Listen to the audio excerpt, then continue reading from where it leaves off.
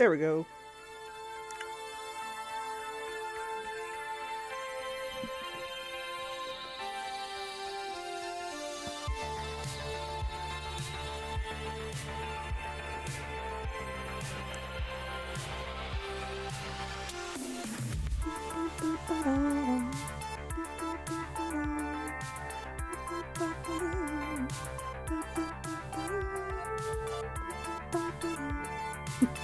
Good evening, everyone. Welcome to Backlog Day. Hey, Two Flower. Here's my chat. Welcome to Backlog Day. We're playing more Arcade Spirits. I've been looking forward to this all day, to be honest, because the more I play this game, the more I like it. And, yeah. Honestly, one of the things I look forward to most about playing this game every week is this theme song. I just cannot get enough of it, apparently. Just make sure everything is good. Yep, looks good. Alright. Oops, I almost closed OBS. Don't do that. I need that. Alright. So, we were at a convention trying to drum up publicity for the event that we're going to be running at our arcade. We ended up naming it Funplex Stadia because I couldn't really think of anything good. And I think it was Nevik Link who suggested that name, and I'm like, yeah, alright, whatever. Okay, so I think we are here? Yeah. Yep, soundtrack on Spotify, and I actually already have the soundtrack. I have yet to actually put it on my iPod or anything, but I do have it. It is in my DLC. I tend to I usually don't listen to the soundtrack to a game until after I've played through the game, like from beginning to end, so that I have all the context for the songs. That's just my own little personal quirk. I don't know if anybody else does that. Oh, oops, I forgot to do that thing. There we go.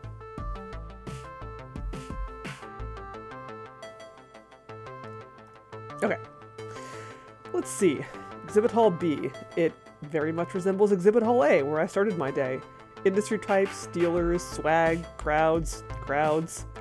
But there's definitely more actual arcade games here, as local places have set up pop-up arcades all over the place. It's hard to notice the smaller displays with the giant, garish Deco's Palace display eating up the center, but I managed to crawl my way around the edges to find Naomi's butt. Well now, pretty much everybody else in the crew, save for Francine. Teo and Ashley are still off hanging out with their respective communities. I've got some time, maybe I can bend someone's ear. Meanwhile, let's see, what's everybody doing right now? Gavin's reading the news, bored out of his mind. Naomi's fixing up a busted Galaga. She could use a break. Percy is idly playing around with Nibbler. Queen Bee looks worried and agitated. Well, I have not been hanging around with Percy, like, at all, but I gotta go with Queen Bee, because she's my girl.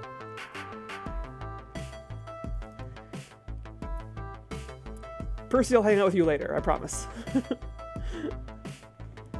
But, yes. Queen Bee looks stressed out, just loitering around, not playing games. Hey, oh, hey kid, how's Max treating you? Decently. And you? You look kind of frazzled. Who, me? Well... I'm totally okay. Well... Yeah, okay, no. I'm in the loser's bracket. Meaning? The big FOD tournament they're hosting here at Max. I advanced from pools, but I'm in the loser's bracket. If I lose one more match, I'm out. Finished. Dead. A loser. I get it. Right now, I'm just sitting around waiting to be called up for my next match, trying not to worry and failing miserably. It sucks. It seriously sucks. Allow me to provide a service to our valued customer and distract you then. Wanna talk? Yeah, sure. Why the bleep not? We amble on around behind the Funplex display to a neat little corner wedged between two other industry booths. A good spot for a quietish chat. And possibly a makeout session. Look, don't worry about me, okay? this sort of stress is healthy. A good competitor feeds off stress as nourishment, grows strong, powerful. I've been in the loser's bracket before and gotten all the way to the finals. Tournaments are my thing. Tell yourself that. And I know, win or lose, my fans are going to have my back. Even if the scene as a whole doesn't. Even if L7 doesn't. You mean your stream subscribers? I like to call them my fans. My fam, you know? Lots of streamers just call them subs, but that overemphasizes the capitalism bit of being a celeb. I'll be your sub. Even before I... Sorry. Even before I signed with L7 Gaming, I had a decent little base of fans following me around. Even before I settled on Fist of Discomfort as my main focus game. Oh man, you should have seen little Queen Bee in her early days, flailing around in fighting games and poking at MOBAs with a webcam in her bedroom.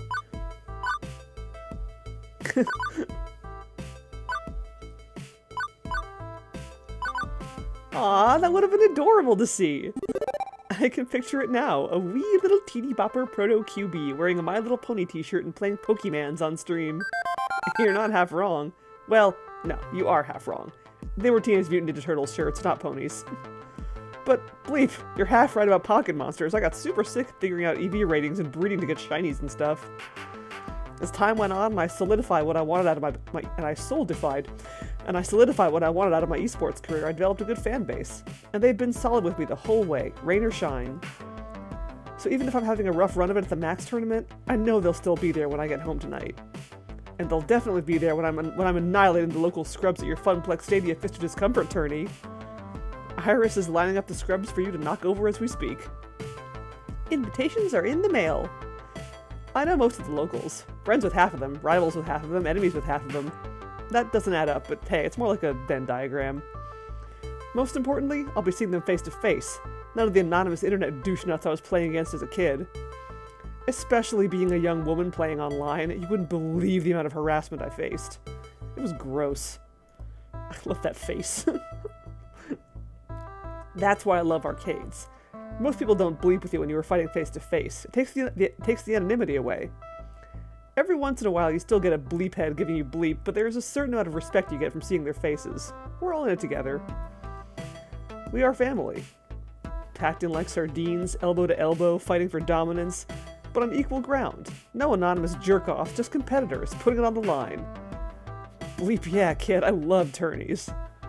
Win or lose. Loser's bracket or winner's finals. I am here, and I am here to stay. I see.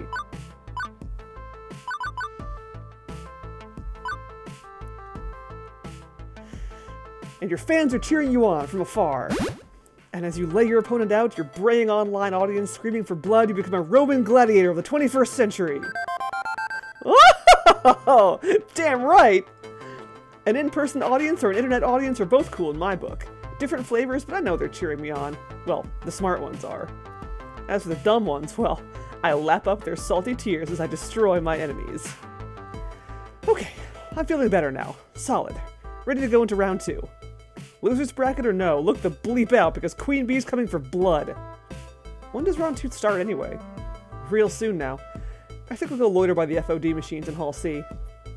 You keep it real, okay, Papaya? Promote the event, get folks in to witness me in all my glory, and let's make it happen. The two of us go our separate ways. Her to rejoin the tournament, B to catch up with Teo and Ashley again back at the mini Funplex.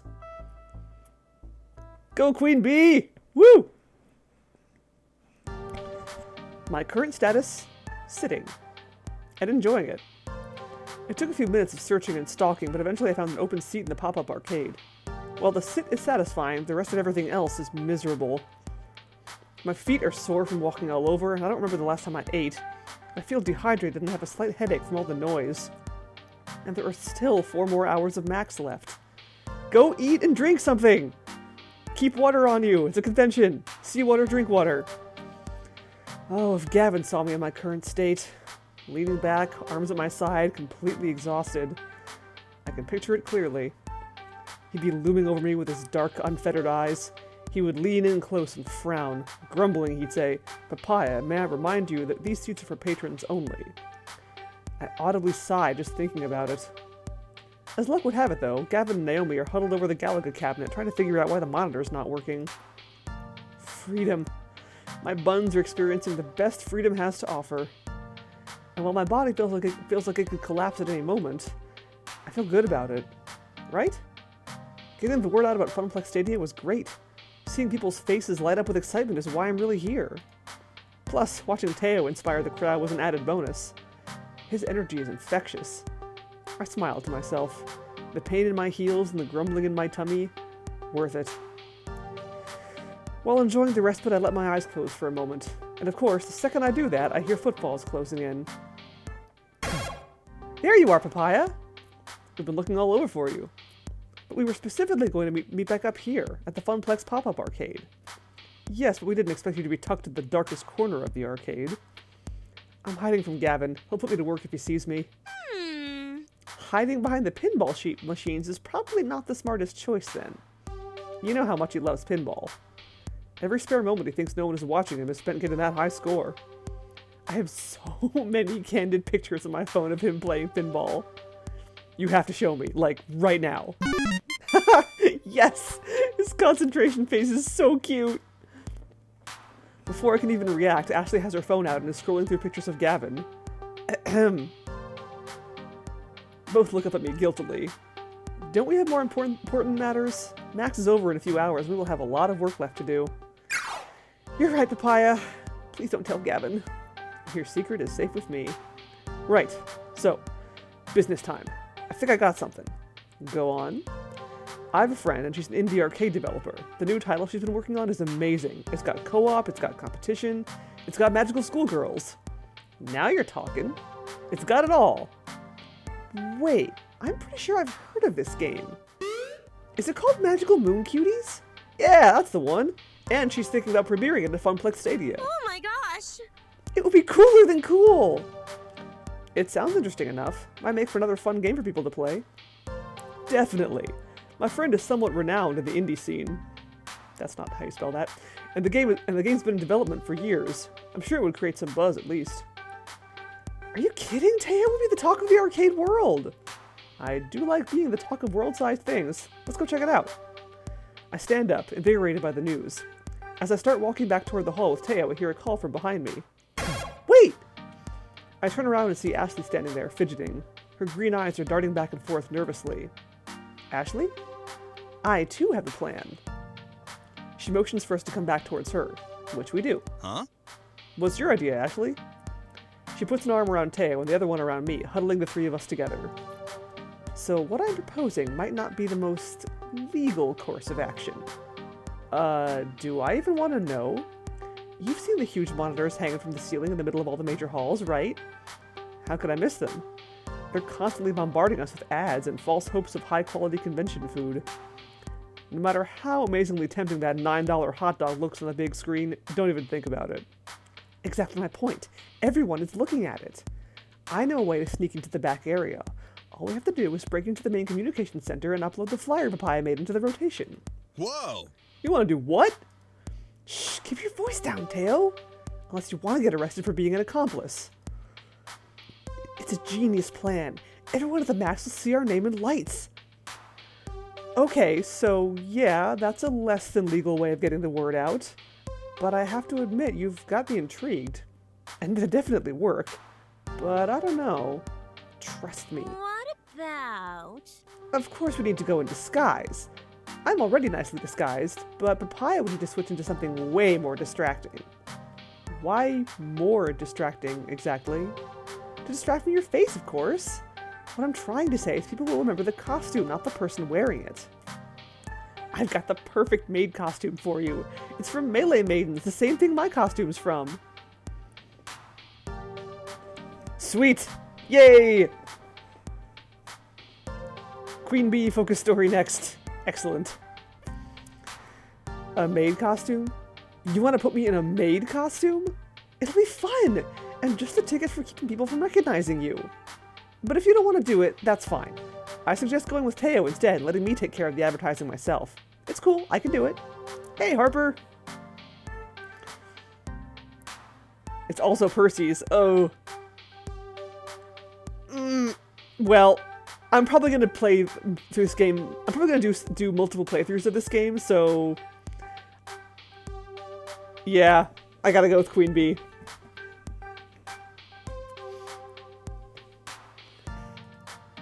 Totally up to you, though I think you'd look super cute as a maid. Let's not forget about magical moon cuties. I'd suggest you come with me instead. Far safer. Both options are valid, honestly. Splashy advertising would certainly drive foot traffic, even if getting it up there would be dodgy. Importantly, Iris can help us do it safely without anyone noticing. Safer than Ashley going off on her own to try this inadvisable stunt. But a highly anticipated indie title might do the trick, and result in far less jail time. Well, I love this idea, but since Teo is my second choice, I'm gonna go with Teo.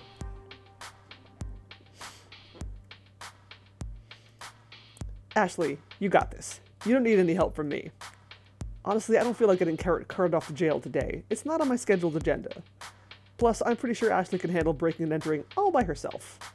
And yes, I do realize how wrong that sounds, even in my own head. I bet you've seen plenty of heist anime. So much that you can sneak into the Natural History Museum and steal the world's biggest Fabergé egg in the middle of the day. I got like 12 bobby pins holding this wig on. What wig? It looks like her hair. I won't let you down. I know you won't. And please, try to be careful. Ashley smiles wildly before prancing off into a crowd of arcade folk. You can stop worrying, Papaya. Ashley knows exactly what she's doing. Does she? That's why I'm worried. Fair enough. Well, shall we go see a lady about an indie game? We shall.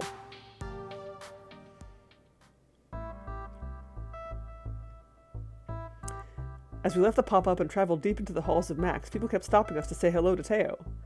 We'd be happily on our merry little way and then get interrupted by a random person. Oh man, it's Teo! How you doing? Great, but hey, we are on our way to meet with someone. Let's catch up later. Cool, laters!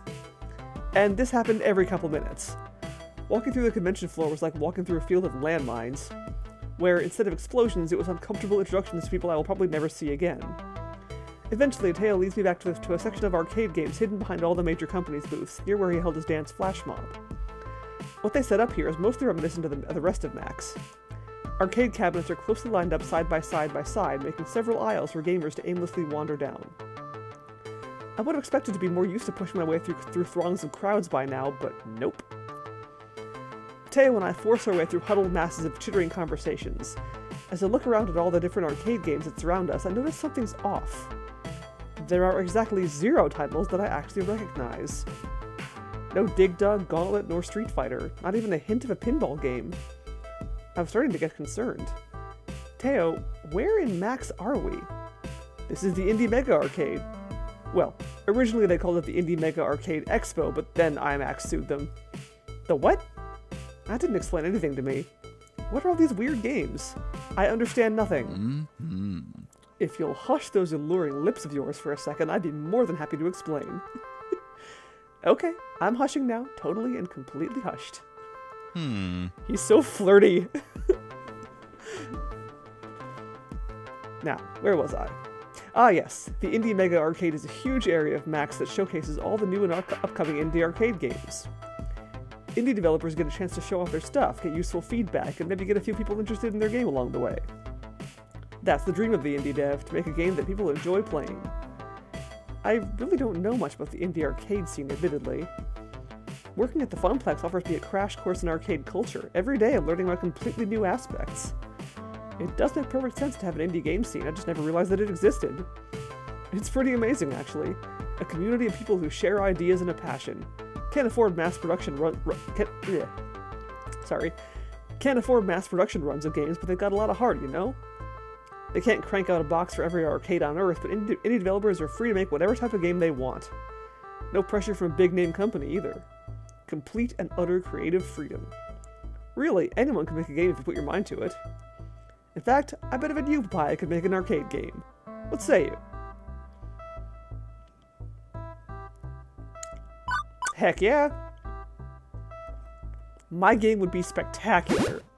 I've always been the idea gal. Ever since I was a kid, I've been dreaming up game ideas. Like the zombie-themed fighter or a train-driving racer. I got tons of them, just waiting to be turned into a fully fledged game. I used to draw intricate arcade game levels on paper, too.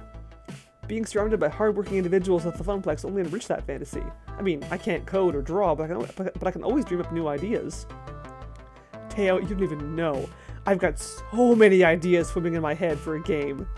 Oh yeah? What would you make first? I would make... oh my god.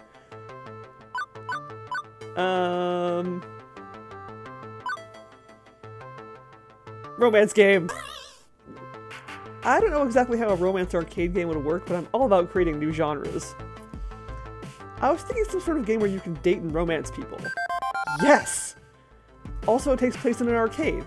A game about arcade romance in an arcade. Yes! Really, the core of the game would take an in-depth look at all the different aspects of arcade communities and how they function and interact with each other. This sounds weirdly familiar. I don't know. I can't quite put my finger on it. Yes? I'm a bit slow for a coin-op arcade game, but also plenty of kissing and touching butts. Ah, okay. Now you are speaking my language, which is the language of love. Too easy. I like it. All right. Well, if you ever get super bored of being an arcade event manager, I can hook you up with all the proper people to launch your second career. What do you mean? Oh, I have some friends who make arcade games for a living. Some friends? As soon as I said it, I became overtly aware of the situation. Since we stepped foot into the Indie Mega Arcade, people have been waving and nodding to Teo, not to mention all those people stopping us on the way to get over here. And all the people supporting Teo's flash mob. I'd say more than some friends. You're a popular guy. What? Come on, that's silly. He waves his hand, waving off the very notion that I know to be true. Everyone knows who he is, and I had no idea. Teo's always been such a crowd pleaser at Showtime stage, but I guess his popularity spread to all facets of his life.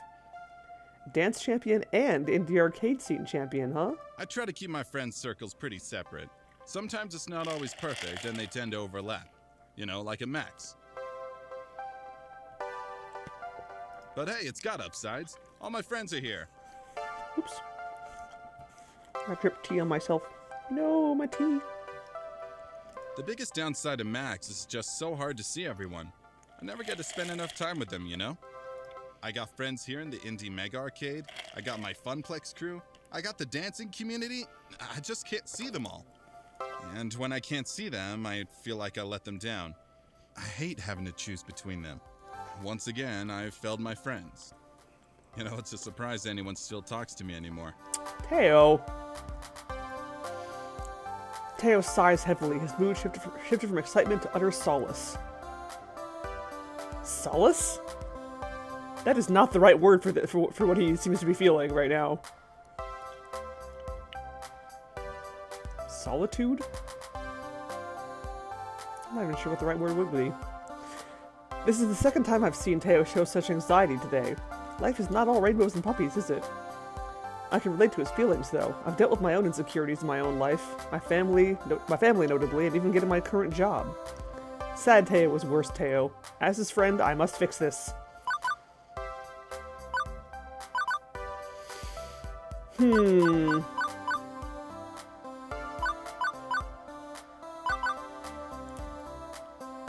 Allow me to boost your ego. I know Teo is feeling pretty down about not being able to see all 100,000 of his friends. But he has to realize how many friends he has and that they all support him no matter what. Teo, you know what I can't even fathom right now? Huh? No. What? I honestly had no idea how famous you are. Like, everybody gets together and erects a golden statue in your honor sort of famous. The kind of famous that accidentally starts cults. Good cults, though, not the kind with sci-fi authors and trolling Hollywood celebs with tales of spaceships and volcanoes. I'm talking like happy, carefree dance cults. Wait, that would be Scientology. I would apologize, but I'm not sorry. Papaya, I'm not famous or anything like that. Oh my god, he's blushing. Look how cute he is. I'm just a normal guy who happens to have a lot of friends. Teo, that's the exact definition of popular. If you looked up popular in the dictionary, your picture would be right there. I've seen so many of your friends stop and say hello to you. Plus, they completely understood when you told them you were busy. Not one left without a smile on their face. They really care about you. You know what, Papaya? You're right. Dude, so is mine, Obersolo. That's why I'm doing this. That's exactly the reason I started a backlog day, so that I can actually get through some of this, like, this giant pile of games I have. So hey, I mean, maybe you should start your own too. I mean, it's not, it doesn't really help me get through them very fast, but it's something. It's at least some kind of a dent in them. Because at least I am devoting, like, a small slot of time every week to playing something. The more I hang out with Teo, the more I learn about him. It's always something new and something unexpected. Let's bring this back around to why we're here. How did you get involved in the indie arcade scene anyway? Through Michelle, the indie developer I want you to meet. I met her a few years ago at a previous Max. I was hanging out with my crew near the dancing games, and she stopped by to play around. Since she was new to the scene, I struck up a conversation with her. By which you mean flirted outrageously with her. Exactly! Yeah! And hello! It's not much, but it's something. Much like when I met you. Ah, so there was plenty of flirting then. I cannot help myself when surrounded by such beautiful, wonderful people. Note he says people, not women. And Michelle makes indie arcade games? She's only one of the coolest, most prolific arcade developers in the industry today. Oh yeah, no, this is definitely released. It actually released about a year ago. As of like last week? Last week or the week before? I think the week before last was its 1-year anniversary of release. But yes, I played the demo before it released, and now I'm playing the full thing, so yay! She's worked on several big-name indie games, and when she's not working, she's speaking all over the world about arcade development. Called me impressed. Sounds like Michelle is a sort of influential person who could really help with Funplex Stadia. I wonder if Michelle is based on someone, like, some kind of real-life indie developer. We might find out in a minute. Who knows? That's right, yeah! It's coming to consoles, which is rad. Congratulations on that.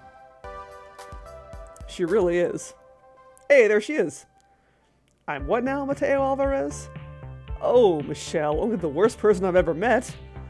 As to be expected from somebody of your caliber. Touché. I was just looking for you, by the way. Well, I'm glad I found you then. What's on your mind? I wanted to introduce you to Papaya.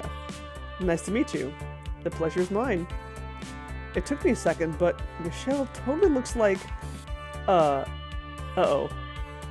You aren't perchance also a federal agent? This is it. I'm doomed. It was a setup. I'm about to be renditioned to a CIA black site. Who? Me? No way. Although my sister, well... I can neither confirm nor deny what she does for a living. I see, okay, that makes sense. Gotcha. I'm gonna shut up now and focus on arcade stuffs. I think what Papaya is trying to say is that you seem to have a very confident and authoritative expression. That's all. Yep, that's exactly what I meant. Got it on the nose. Thanks, Teo. Sure. Okay, let's go with that. Anyway, I spoke with Teo earlier in the day, and he told me you had a business proposition. Consider me all ears.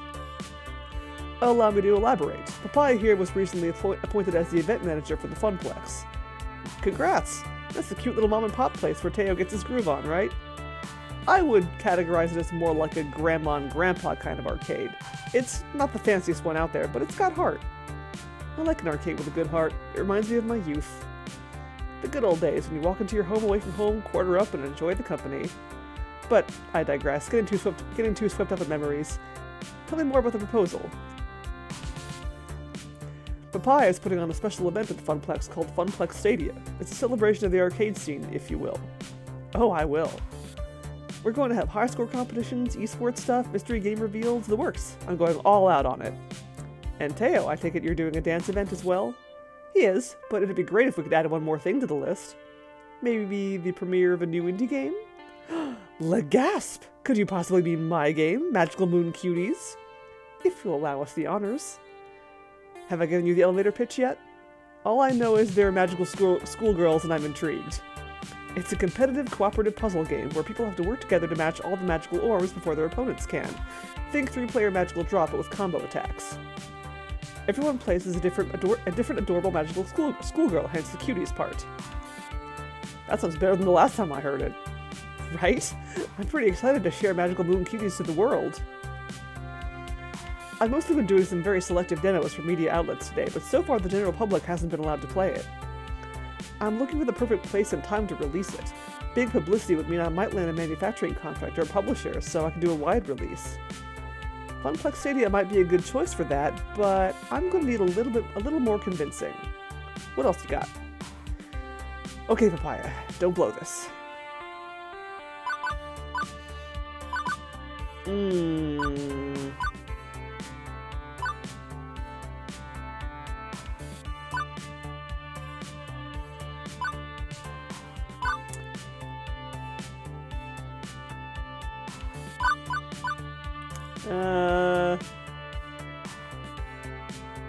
Let's go with that. You're connected with Teo. Connections seem to be very important in the indie arcade scene, and Michelle already knows Teo. Therefore, friends help each other out, do they not? Sorry, I had something in my tongue. Excuse me. Teo's known you for a few years now, and he's said nothing but good things about you. In fact, he's been talking up a storm about Magical Moon Cuties and getting everyone excited. It's only fair to support him back. Keeps a solid business relationship rolling alongside a solid friendship. Everybody wins. Friends are the most important, and Teo's one of the best. Plus, I really want to play Magical Moon Cuties too. Ha! Fair enough. I was just sassing you anyway. After I discussed it with Teo, I already knew I was going to show Magical Moon Cuties at the Funplex. Love that enthusiasm, though. Really? Really. I mean, it's either the Funplex or Deco's Palace, and while Deco is the heavyweight champion of the arcade world, it's not a good fit for my dreams. Great! So it's settled? I think so. I know so. Magical Moon Cuties will have its first playable showing to the public at Funplex Stadia. I'll haul my prototype cabinet over to your arcade the day before so you can get it set up. I'd appreciate you keeping it hidden until the event, though. Already bought a mystery concealing tarp for our rare game release. Heck, what's one more mystery concealing tarp between friends? This will be an event to remember, and I'm thrilled. I can't wait to share the news with everyone. Papaya, thanks for the support. I really appreciate it. Oh, but I should really be thanking you. Sorry to cut this convo off, but Michelle, your next interview is here. It's Mark from Hexagon. Mark, Hexagon. Got it. Ugh, it's so hard to keep track of all these different media outlets. Papaya, it's been great. My people will call your people, or whatever they do these days. Oh, expect your social media to explode later today. Ta-ta! And in a flash, Michelle wandered back into a crowd of people, with her friend leading her into the next interview. Mark from Hexagon. I see. Polygon.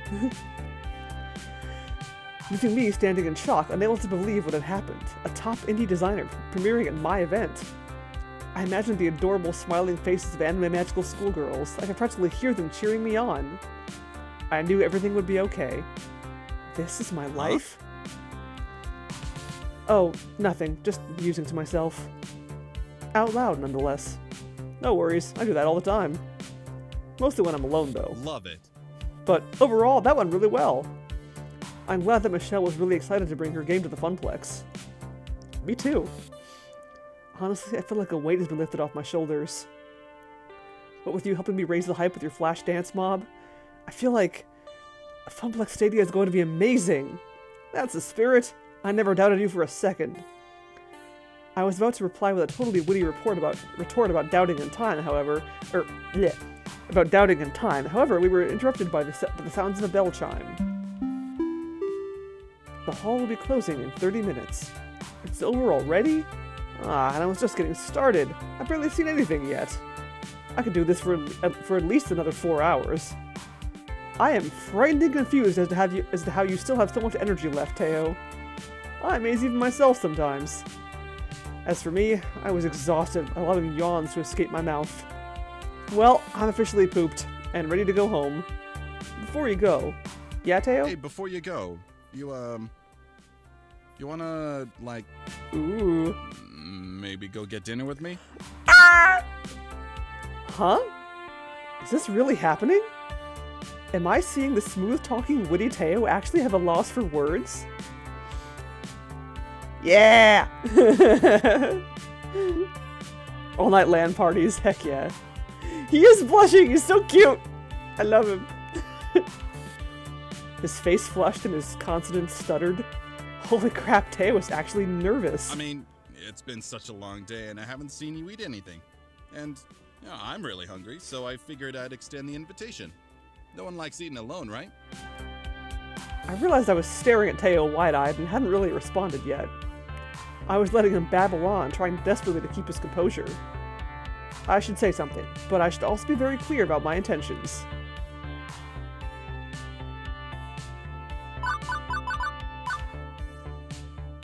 Yep. It's a date then. Only if we can call it a date. How about it? I can't help it. I've got to tease him a little more. It's only fair since he's flirted with me so many times. He's. So, I mean, if you, So cute! I give him my most flirty wink, doubled with a sassy smile. Okay, there's teasing and there's cruelty. I'll let him off the hook. Relax. Yes, let's go grab some grub. I'd love to share a meal with you, Teo. Thank you. Teo relaxes, and I declare my intention simply and with a bit of whimsy. all right. Consider it a date then. How about the food court here at the convention center? Yay, overpriced food! You know, the one about 50 feet over yonder. Smells of fried oil and ridiculously overpriced food. You sold me on the fried oil smell. Great. I got a hankering for some fries. Me too. Teo and I continued our conversation as we walked over to the closest food vendor, tucked away within one of the many expo halls. Starving, we each ordered the biggest serving of fries. And when we both sat down to enjoy our fried potato delicacies, we instantly realized that one order would have been sufficient to feed us both. I was gonna say, like, why don't you share one? We both laughed happily at our mountain of fries. It's a fry folly! There is no way we can finish this all. Teo, if we set our hearts and stomachs to the task, we can conquer them all. Also, please eat something other than just fries. Together, with you, we can conquer anything. We came damn close to finishing our food. But in the end, the tasty potatoes reigned supreme. With our hands resting on our bellies and groans leaving our lips, we waddled away from the table we shared. On our bellies. Hey, thanks for spending the whole day with me. You know, I had a ton of fun. You know what? I did too. Maybe we'll do it again sometime. I'll be up for that. Call me whenever you like. I lean over and give Teo a quick hug. He stands still, somewhat stunned by the whole situation. I turn away before he can see my cheeks blush. Adorbs! All in all, a successful day. Beep beep. Beep beep papaya, you have a new text message. Operation Hot Dog Takedown, mission complete. Asset extracted and heading home for a leisurely bath and some anime. Huh? She hacked video signs and snuck away. Good work. Look at the screens! Our flyer's airing there now. Wow, I didn't know Ashley was a hacker. Maybe we should swap tips. I'd like the Funplex to commit fewer felonies rather than more, Iris. Aw, okay. Yeah, fry date! What we need to do is, like, Lady in the Tramp some of those fries. Right, time to head home. I promised I would meet Juniper just outside the main exit of the hall, and that's exactly where I was headed. The rush of fresh air hit me as I pushed the double glass doors open. It was nice. Refreshing, and had a much better smell than the one I've been around all day. I didn't have to wait long until I saw Juniper. She bounced happily up to me. So, how was your first Max, Papaya? It was...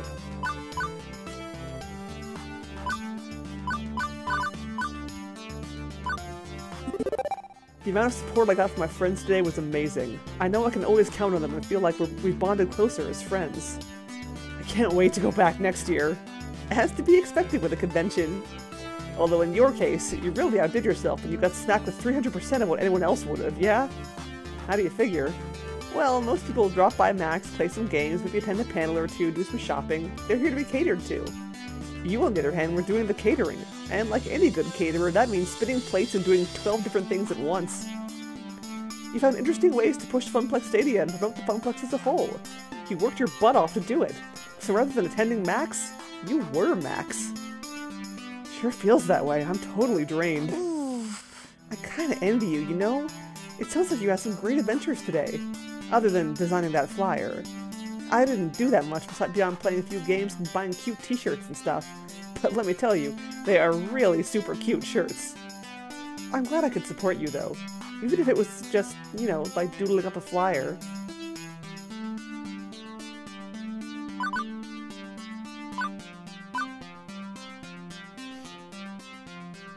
I know, right?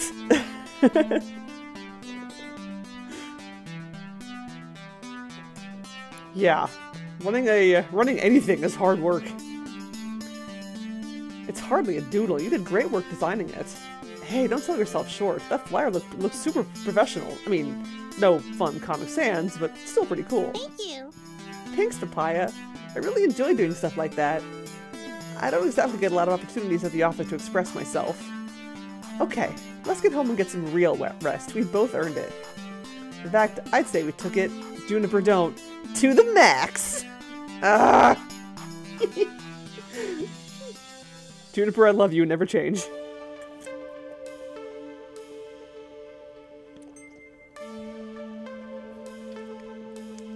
After that moment, the rest of the evening was a blur. I knew that Juniper and I took the train back home, heated up some pizza bagels, and I safely made it into my comfy bed. Always the pizza bagels. I think I was still in shock. At the beginning of this day, I thought that no one was going to know about Funplex Stadia. We'd be stuck as a relatively unknown mom-and-pop arcade. Alright, see you around, Two Flower. Thanks for coming by. But now it seems like the whole world knows. Which is great. But also pretty nerve-wracking. I sighed heavily, letting all my mixed emotions flow over me. There was no turning back now. What I set in motion will stay in motion. It can only get bigger and better from here. At least that's what I'm going to keep telling myself as I drift to sleep. I'm proud of what I accomplished today, and I can't wait to tell everyone at the Funplex about all I've done. I hope they are proud of me too. And before I know it, Funplex Stadia will be upon us.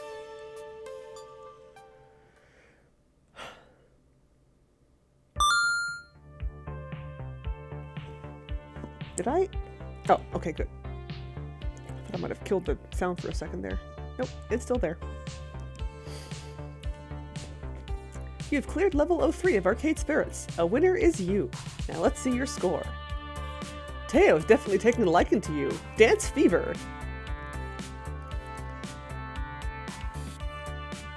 You're proving to be a gentle, sweet, and compassionate soul. Also, you've scored 12,250 points. Go for the high score! Actually, I don't know what the high score is, but hey, go for it anyway. Do you want to save your game before proceeding to level 04? Yes. Always save my game.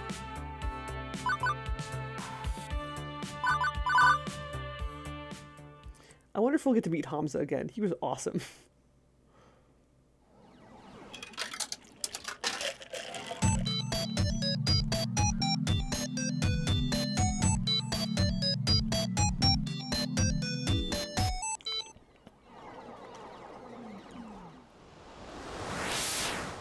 Player versus player.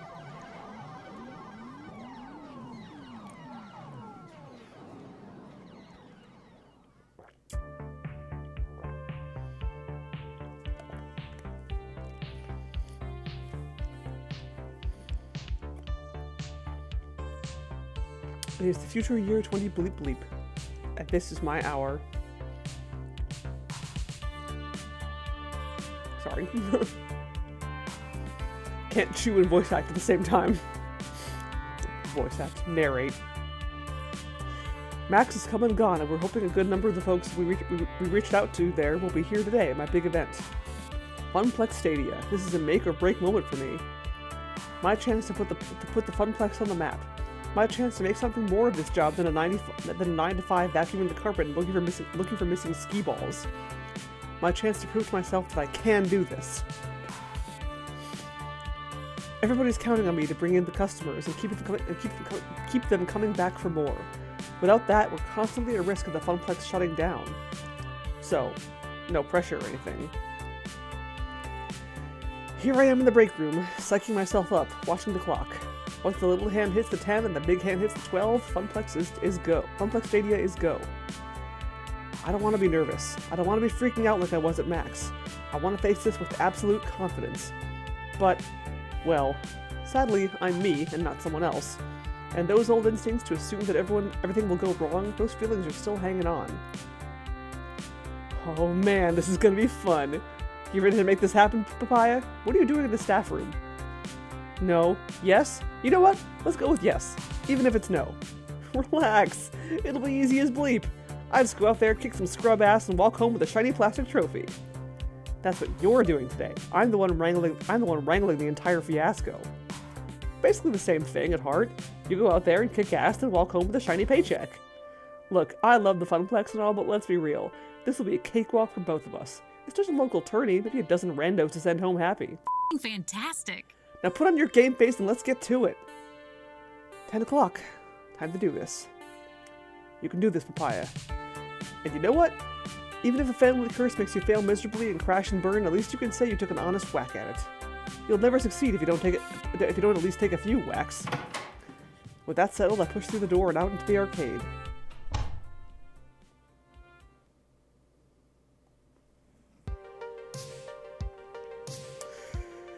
Like Queen Bee said, we'll probably only get like a dozen randos anyway, so... And that is not a dozen randos. That is considerably more than a dozen randos. Wait, why am I panicking? This is a good problem to have. We wanted a big crowd for the event. Okay, it's more folks to wrangle, but I can do this. I can do this. Look at my smile. The Legion of Randos! I step out in front of the crowd, waving for attention. Hey! Hey, everyone! Briefly, I look down to make sure I'm wearing pants, unlike my nightmares about public speaking. Welcome, everyone, to Funplex Stadia at Francine's Arcade Funplex. We've got some awesome things in store for you today. I'll go over the basics so we can get this party started. First, the token machines will be spitting out extra tokens when you buy $5 or more of them, so make the most of it. Second, the Fist of Discomfort Tournament. We're streaming it live on Queen Bee's channel. Sign-ups are at the prize desk. See the giant pink flamingo for details. Third, a high-score contest for nearly every other game in the arcade. Register your 3-letter initials with Gavin at the desk to join in. Whoever holds the top score at the end of the day gets a trophy and tokens. We're planning a monthly high-score challenge leaderboard, so let's get that started. Fourth, Tail will be managing a Showtime stage tournament. For those of you eager to get your groove on, go see him. Fifth, I can confirm the rumors. We're going to have magical moon cuties playable on the floor today. The Funplex is home to the indies. Finally, in a few minutes, I'll be revealing our new rare game. Only a few prototypes were ever made, and today, you'll get to play one of them. All those things were on the flyers and the promotional website and so on, meaning the point-by-point was kind of redundant. They're ready to go. But I should pump up the crowd up a bit, get them excited. Can't half-ass this either. Ah, this is one of those, I can only... Oh, that's interesting, actually.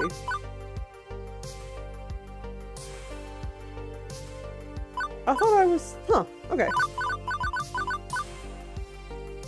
This is the thing where I can only do things that I have the highest stats in, but for some reason, I thought my gutsy score was higher than that. Veteran or newbie alike, I hope you all have a lot of fun and make new friends today. The Funplex is meant to be fun for all. Casual gamer or core gamer, young or old, retro or modern, we want everybody to have a blast. Even if you don't walk away with a trophy, you'll be walking out of here with memories of time well spent with these great games, and the great people you'll meet today. So anything we can do to make sure you're having fun, you let us know. And we hope you come back to the Funplex again to recapture the magic moments you'll experience today.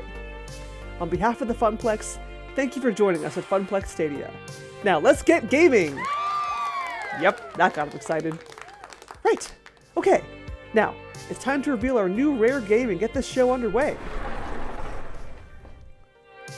Gavin and Naomi wheel the tarp-covered game out from the back room. Excitement builds in the crowd as it's pushed into place. My friends, I give you... Wyvern Keep! A rare Laserdisc-based game where you're a dating princess, a daring princess rescuing a prince from the clutches of an evil lizard. And the crowd goes mild? I thought Laserdisc games played like crap. Isn't that why they stopped making them? They're not all bad, and they can be kitschy nostalgia at least. Could be fun. Rando, who is okay with this. Maybe I'll give it a shot after I'm out of the FOD tourney pools. Not the outburst of joy I'd hoped for. Aww. But I thought this game was really sought after by collectors and stuff. And that's different from being popular. I suppose. I wouldn't worry though. Today's crowd is fairly hardcore. Once more casual players are wowed by the animation, it should pay for itself. Didn't Papaya kind of get it for free? My point stands. I'm about ready to give up on this for now and move on to other things, when I spot something out of the corner of my eye. Very hesitantly, a young girl approaches, eyes full of wonder at the cartoon playing before her of the daring princess. And after dropping in 2 tokens, she starts to play, standing on her tiptoes to do so. Games are meant to be played and loved. The players that grow to love them, players like me, always find them in the end. Hopefully, that girl will have cherished childhood memories of Wyvern Keep, just like I did. My nerves unwind somewhat on seeing everybody ready to go. Maybe today will work out just fine after all. With the event underway, folks head off to sign up for the high score challenges, the FOD tourney, or just to go play some games. As for me, I work my way through the crowd and back to the desk. One last thing to do, check in with our VIPs before they dive headfirst into the storm. Right. And it's like rarity, or like expensive, the price goes up because of rarity, not necessarily because of good. Because of quality.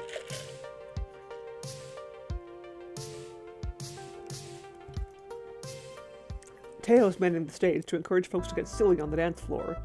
Percy's preparing for his Moopy run. Queen Bee is ready to face her first opponents. I know I can rely on the staff, but in a lot of ways, the gamers...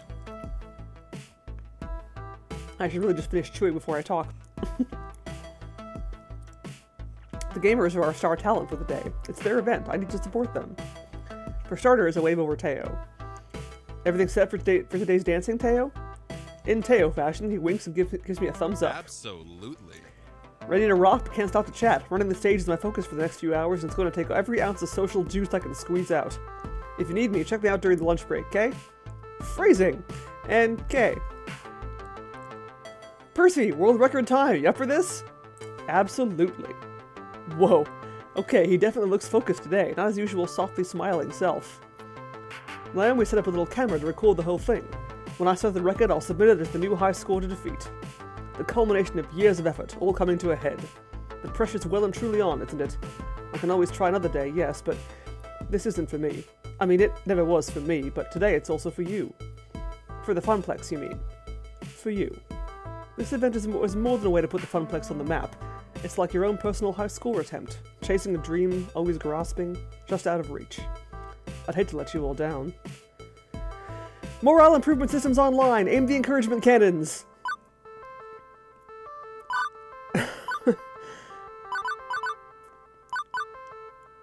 Let's go with the silly option. Hey, if you bungle, there's always Donkey Kong. I understand that game with the monkey in the barrels is somewhat popular. Maybe you could destroy that score if you strike out today. Too much drama around that one for my tastes. And, well, Moopy is deeply important to me. But I understand your meaning. I'll do my best, Papaya. You have my word as a Sinclair.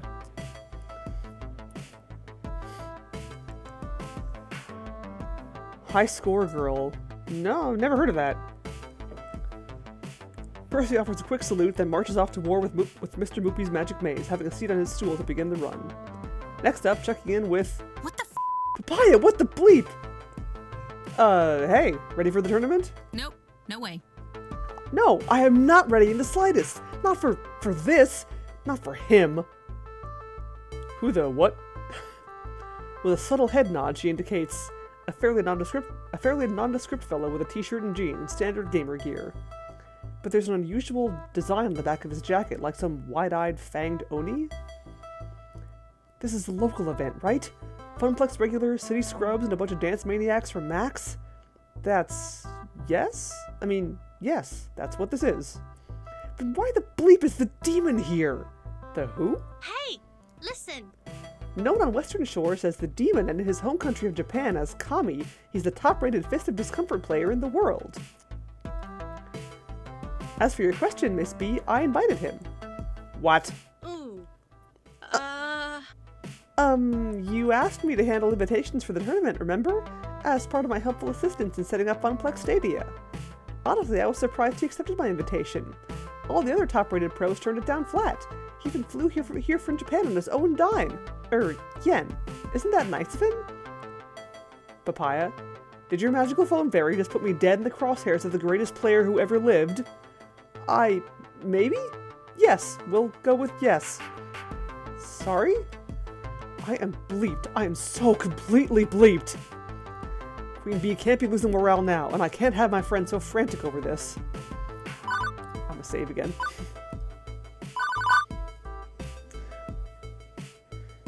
Manga rom-com about a young girl in her adventures in the 90s arcade scene, all sorts of reference to Pac-Man, Nintendo, Street Fighter. That sounds awesome! Holy crap! That is like so this.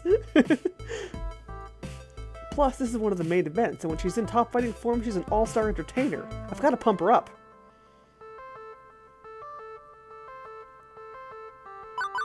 Let's go with Gutsy, because that seems like the Queen Bee way. Queen Bee, kick his ass! As Queen Bee wrings her hands and chews her lip, I lock eyes with her. Queen Bee? Yeah? Destroy him. This is your shot at taking down the demon. Fate dropped this in your lap. Now you get to do it. Now you get to do what you do best. Bleeping own it. She squeaks out a smile, but it's not her usual radiantly confident grin. Hey, thanks. Thanks, kid. I'll give it a shot. As she marches off to join the tournament, I'm getting a sinking feeling. Did I make a mistake? My calculations estimated that having a top player would bring in at least 150% more attendance. I mean, I was just trying to help this event be the best it could be.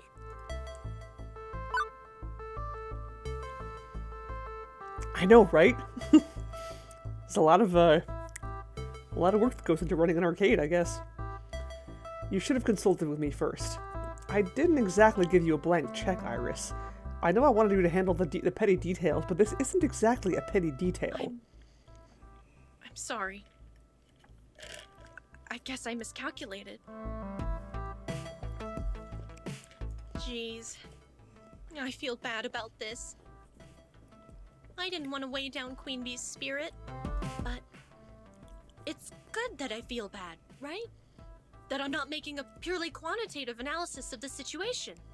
That is true. Humans are rarely purely quantitative. Exactly! That, oddly enough, tears her up a bit. Right, that's everybody squared away. For the next few hours, it's floor attendant and Papaya on duty, making sure Funplex Stadia soars like an eagle, rather than a turkey.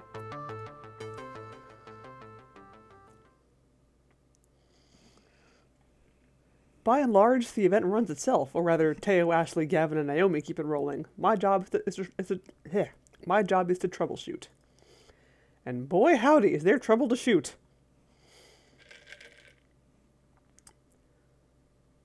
Oh, High School Girls on Netflix. Cool.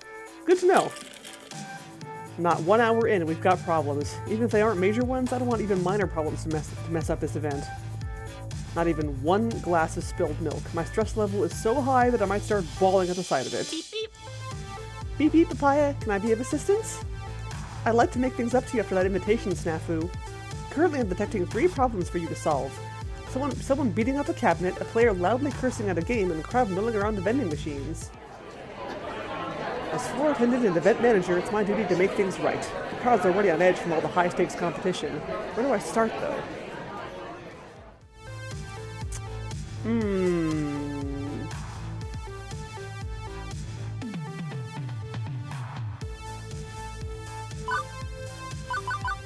Swearing up a storm sounds like Queen Bee. Let's go handle that. Ah, swearing rando. Of all the bleeping immature little stunts to pull, that mother bleeper! Whoa, whoa, settle down. Fortunately for me, the gamer recognizes me immediately thanks to my speech earlier, and also fortunately for me, she calms down considerably too. Bleep! Sorry. Glad you're here. I need your help. I mean, just look at this bleep. Curious to take a look at the currently top score on Qbert, which is registered to the initials ASS. Can you believe it? Someone beat my top score, then put in joke initials just to ruin my day. I know exactly who did it, too. Steve, that son of a bleep. He's always pulling bleep like this just to mess with me. Hey, there he is! Steve, get your ass over here! Pfft, wow, I hate Steve already. I know, right? Grow up. Steve glances over and with a bemused smirk strolls on over to join us. Joy, something wrong? Steve the ass. Of course something's bleeping wrong! You stole my high score! Did I? Oh hey, look at that, I guess it did. Sucks to be you, huh, Joy?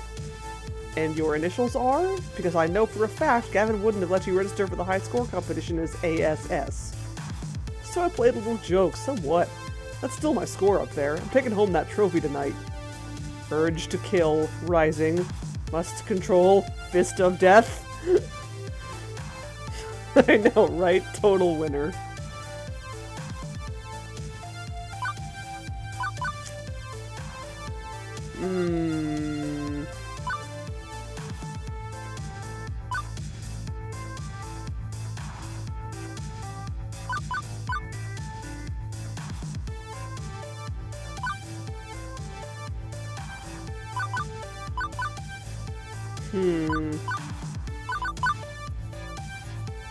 These are all good options. Let's consult Iris, I think. Iris, can you verify any of these claims? Wait, how do you know Steve is Mr. Ass exactly? Well, actually, Mr. Ass is a former WWE Tag Team Champion 1990 bleep.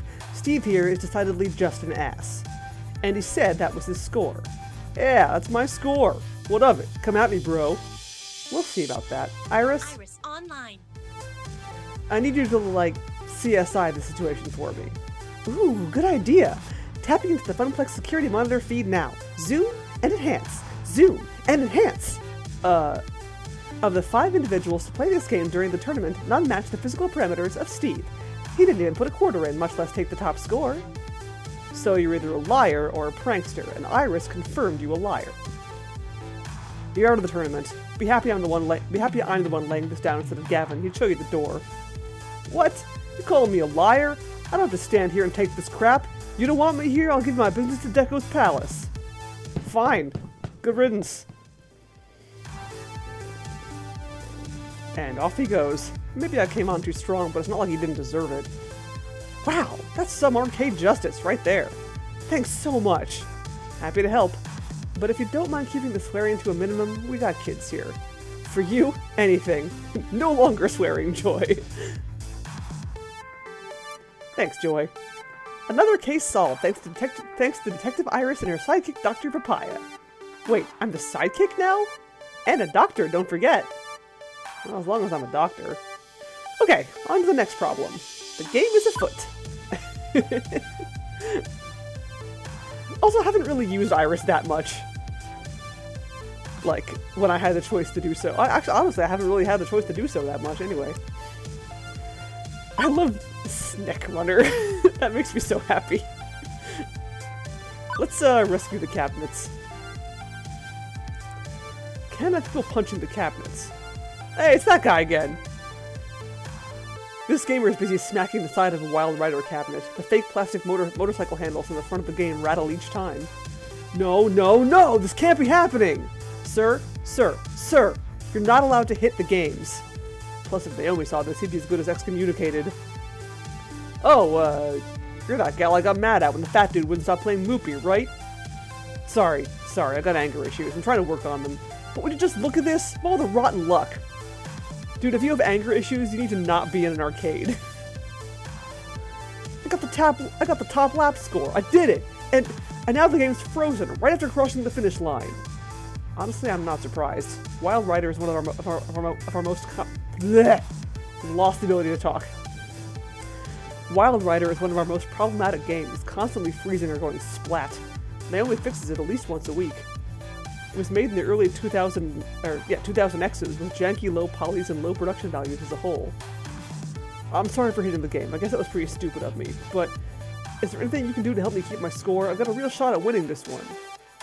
This guy rubs me the wrong way, but he seems sincere in his apology. And he's a paying customer today, despite claiming he'd leave forever, so I should keep that ball rolling. That's a good point. We should encourage people wanting to turn over a new leaf. Let's see.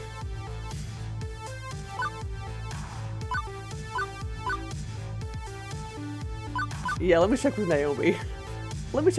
See if she can do anything. Okay, hang on. I'm going to check with our technician and see if there's anything we can do to recover your game. Already texted Naomi for you. Thanks, Iris. Naomi comes charging out of her workshop looking perturbed. Ugh, Wild Rider again? Quickly, she slips around behind the game, popping open the back panel. She uses her phone's flashlight to poke through the works. These early 3D games are such a pain. If it was a pure retro game, or even a pure modern one, it would be way more reliable. Okay, I think I see the problem. 1 second. And like that, the virtual motorcycle unfreezes, confetti and cheer sounding from the game as it properly registers the lap time. All done. Call me for breaks again. Bye. Oh man, she did it! My score is saved! Hallelujah! I owe you. Seriously, I'm taking home that Wild Rider trophy. Another happy customer, but I should keep an eye on that game in case it falls apart again. Next problem! Wait a second. As I loop back around to the center of the room, I can't help but notice two things. Percy's looking oddly irate, and Queen Bee is missing. My instinct says I should tend to our VIPs first and foremost. I don't think I can cover both of them in time, but I could help out at least one of them. Even if it leaves the last of those crowd problems twisting in the wind. I don't know. This is triage. Where should I focus? Oh. Well, gotta be Queen Bee. My choice is clear. Queen Bee may be freaking out. I'll see to her. We're approaching lunchtime, so maybe she's off getting food? But I'm not so sure. The Queen Bee I know will be watching the tournament pools and studying her opponents. Heck, I've seen her pack protein bars for a quick lunch rather than walk away from FOD. I decided to check in with Gavin, who has an eagle's eye view of the entire event from his perch at the prize desk. Hey, Gavin, I was wondering where... She's in the employee break room. Where Queen Bee is. Okay, I'm honestly kind of surprised you let her in there. It's crowded in here, and one less anxiety-riddled gamer in the mix is probably healthy for the event as a whole. If you'll excuse me, I've got scores to tally. Best of luck. Okay, I guess that answers that. Weaving through the crowd, I make my way to the employees only door. I scratched out the apostrophe last week. Good! Yes! Fighting the good fight.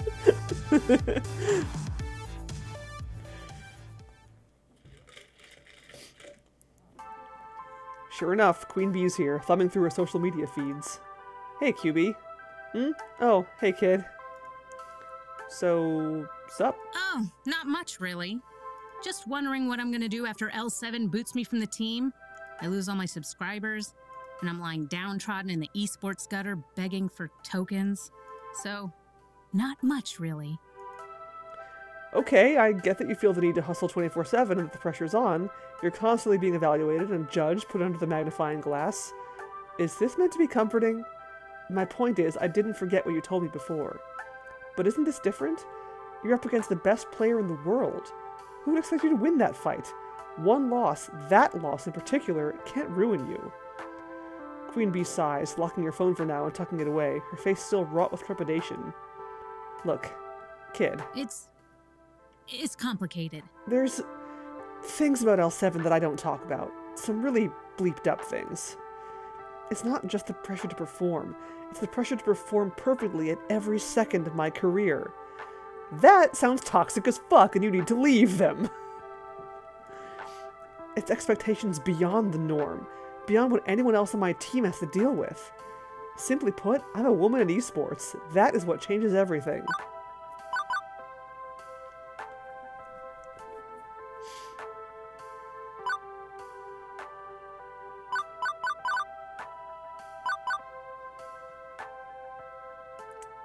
What, are they making sexist jokes about fixing them sandwiches?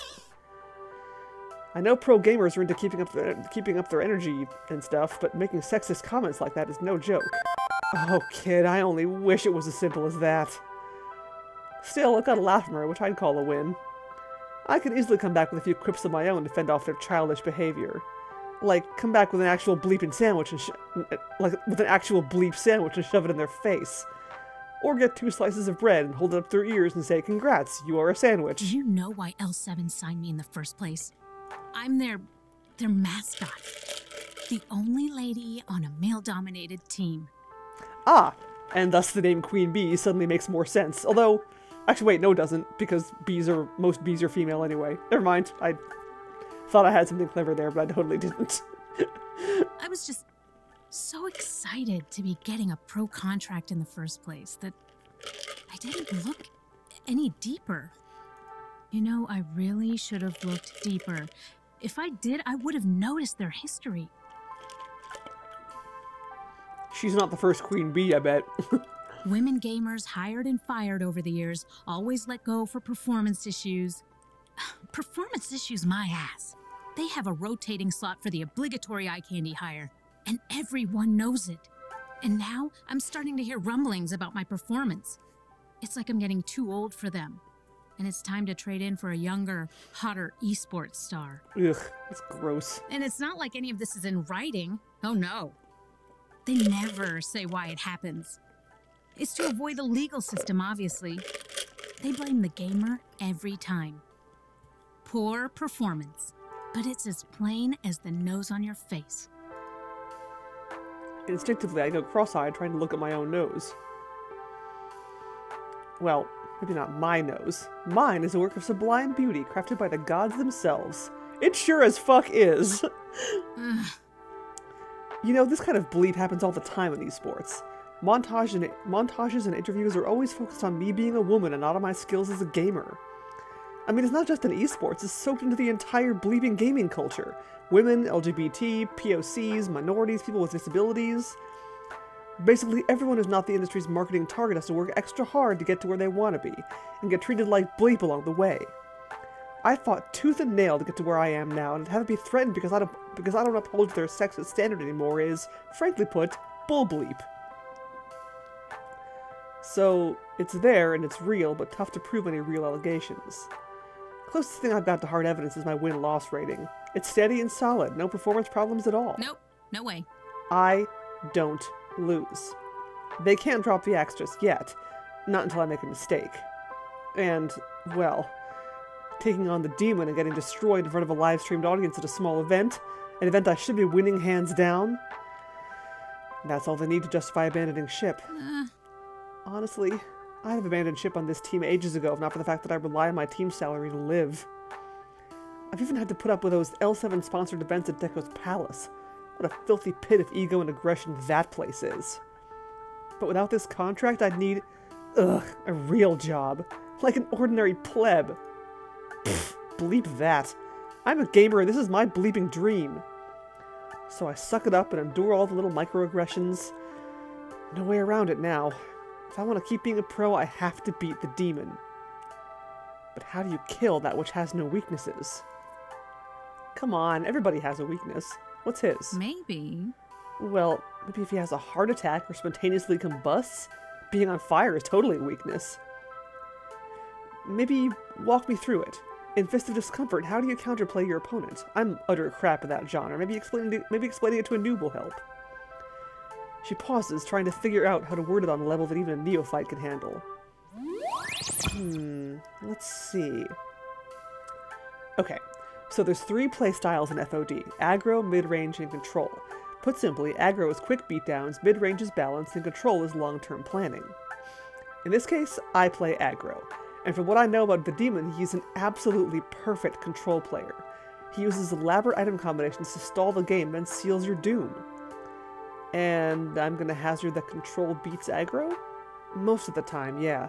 It sacrifices early game power for early game stall, meaning I burn out while he's just getting warmed up. It's complicated. If I wanted to counterplay him, I'd have to play mid-range. But I haven't practiced those characters, that playstyle. He'd outskill me easily. No choice, I guess. I'll have to get out of my comfort zone and face the demon as mid-range. I'll figure something out along the way. I'm going to slay the demon. I'm going to do this. I will.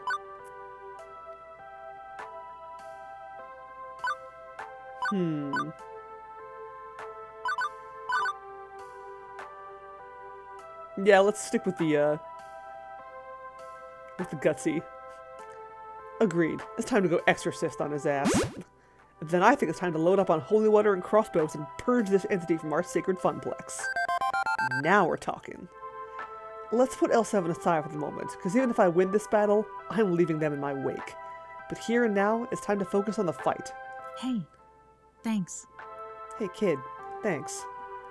This helped. I mean, I'm still very likely doomed, but I feel better about my doom as a whole. You'll be there for the finals later on today? I nod in affirmative. Although Percy should be wrapping his high school run at about the same time, meaning... Hey, it's cool. I get it.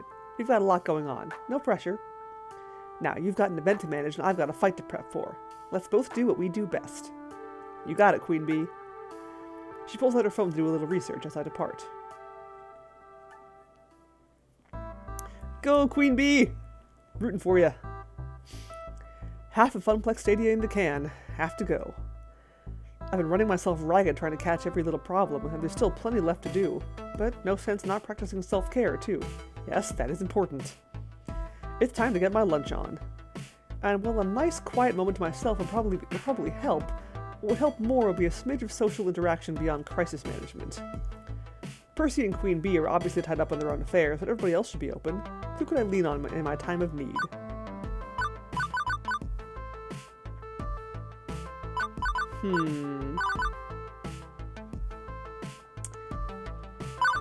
Well, I do love me some Teo.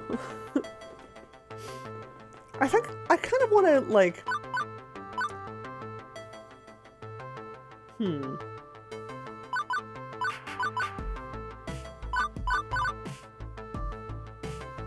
I already have top marks with Teo. I kind of feel like I want to like maybe hang out with somebody else. Because I'm probably, when I do a second playthrough, I'm going to go for Teo, like, all the time. Let's hang out with... You know what? Naomi gave me food before. Maybe she has more food. Let's hang out with Naomi. Or Gavin. Or Ashley.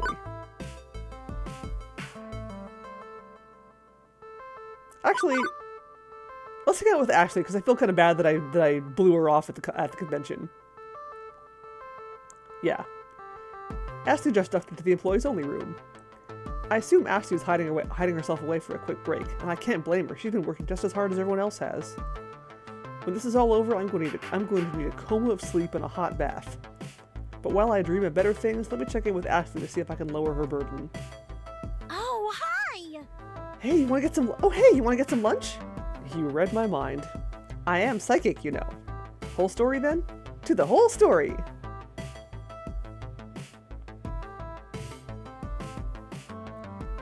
My companion fetches the table in the crowded cafe while I memorize her order and carry it forth to Jan's service counter. I make my way to the front of the line, trying to keep the lunch order neatly arranged in my brain despite all the chaos of today's event. Well, look who's here. I'm looking. It's those two! They're the cutest! It's our favorite arcade wrangler. Arcade minion? Arcade flunky? What's the right term? Event manager, actually. You know those flyers for Funplex Stadia I asked you to pass out? It's my baby. Moving up in the world, I see. A proud parent of a shiny arcade baby. And yet, no invite for us to the baby shower. Why, I feel snubbed. Aw. I'm sorry. But seriously, we couldn't be prouder of you. And to think, when you first walked in these doors, you were still trying to figure out your place in things. Ben and I know a thing or two about finding your dream and sacrificing to make it happen. Long hours, hard work. Hard hours and long work, too. Struggling to make ends meet. Having meetings to discuss how to end the struggles.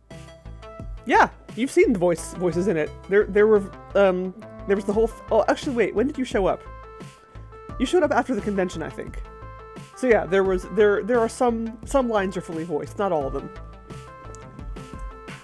Can't imagine how difficult it must have been for you to get to where you are now. So unfortunately, my voice gets a rest occasionally. It wasn't that difficult, honestly. I came up with a name, talked it up at Max, and that's it. Oh, I'd be on the lookout for hidden costs on the back end then. Uh-oh, what is that supposed to mean? Speed bumps on the road of life to catch you unawares as you're soaring down the highway of success. But if you wreck your $500,000 imported sports car of business triumph, we'll be there to drown your sorrows in coffee. Yay! And donuts. And donuts. Don't forget the donuts, an essential component. Next order, please. Shaking my head, I wander back to our table with lunch in tow. Still, I must look a bit nervous. In fact, Ashley picks up on as I return. Hey, Papaya, is everything okay? The event's going pretty well so far. Why are you looking freaked out? I don't know. I mean, a lot is riding on this, for the Funplex and for me.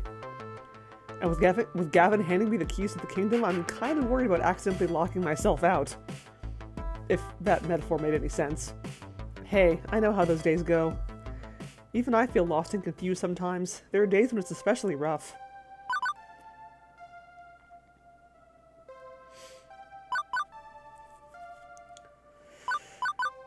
You feel the same way, huh? You too, huh? Me too, huh? I guess it happens to the best of us. I know. I know it seems totally unlike me, but honestly, deep down I'm scared. I feel like I don't really know who I am.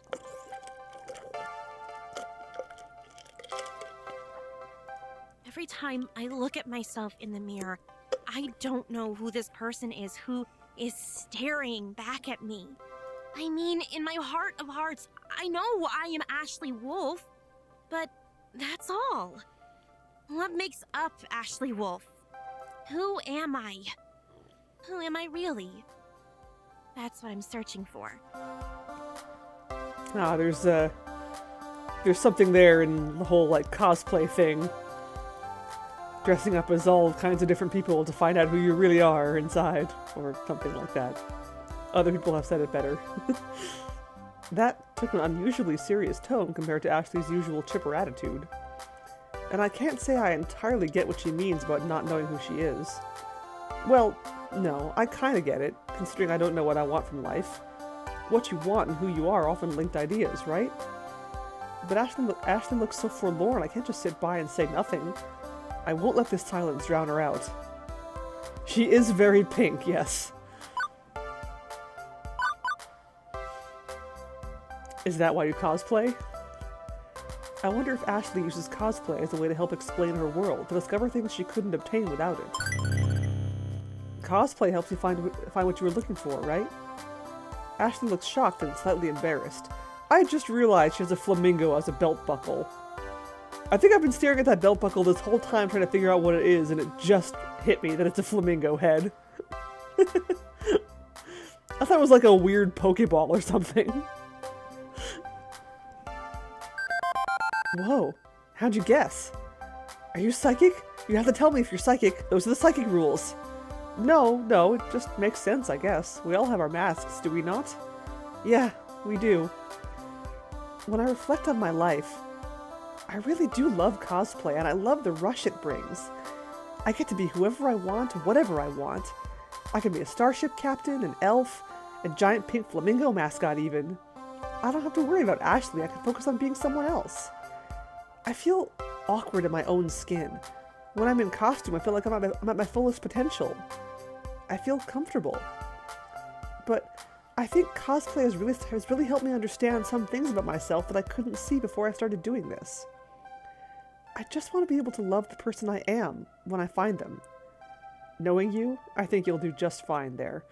If you can smile for the kiddies through a pink flamingo mask, you can smile for yourself. I hope so. I really do. Yeah, you're a cosplayer. There we go. Why was that so hard?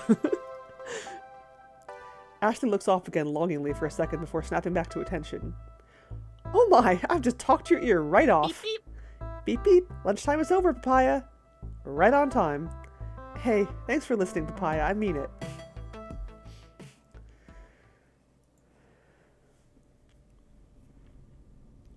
I thought that was supposed to be, my relaxing time. What is happening?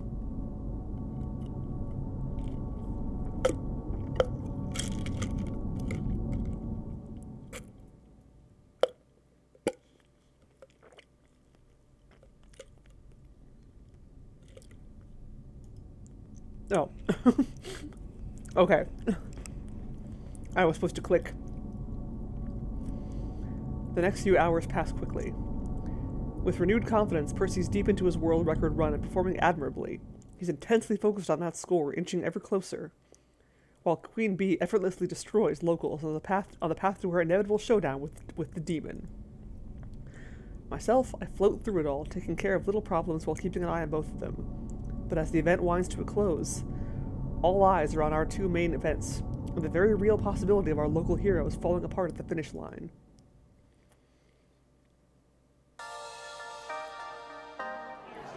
Technically, the arcade-wide score competition is still on, but the crowds are ignoring the games in favor of crowding around Fist of Discomfort and Loopy.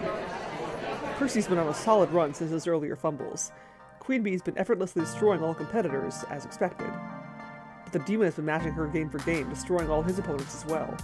And as predicted, Grand Finals will come down to Queen Bee versus the demon. And as for the magical world of Loopy, Percy's closing in on that world record with the tape rolling and ready to submit to Twin Galaxies. The pressure's on. I got Queen Bee through her worries, but that was just the prelude. This is the main event. But Percy's not looking great, hunched over his joystick. He might need me. I can't be there for them both as much as I want to. Who do I focus on? Queen Bee, duh! Percy, I've been like totally ignoring the entire game, and I feel bad about that, but I will have to wait for another playthrough to hang out with him. Queen Bee is facing her toughest challenge yet. I should be in her corner for this fight. This is it. The grand finals of Fist of Discomfort at Funplex Stadia. I can sense the excitement of the crowd, and it's hard not to get swept up in the hype. My nerves are through the roof right now, and I'm not even the one playing. Using my event manager authority, I reach the front of the crowd where Rhapsody, an FOD expert Iris invited to handle the play-by-play announcing, introduces the competitors. Rhapsody's a good name. On the Player 1 side, the rising star of L7 Gaming, local Funplex champion and internet sensation, Queen Bee! A few folks in the crowd, locals mostly, cheer Queen Bee on. I recognize most of them from her crew and a bunch of Funplex regulars. On the Player 2 side, 5-time EVO champion and Fist of Discomfort, known as Kami in his home country of Japan, here we all know him as the Demon! Uh-oh, the crowds picked their favorite, clearly. Not to say that doesn't make sense. The Demon is known by casuals and hardcore alike, but I was hoping for a little less of a discrepancy between the two. I look over to Queen Bee. She's keeping it calm, she's keeping it cool. A true mask of the competitive gamer. After a quick handshake, it's off to their joysticks, quartering up and getting ready to battle.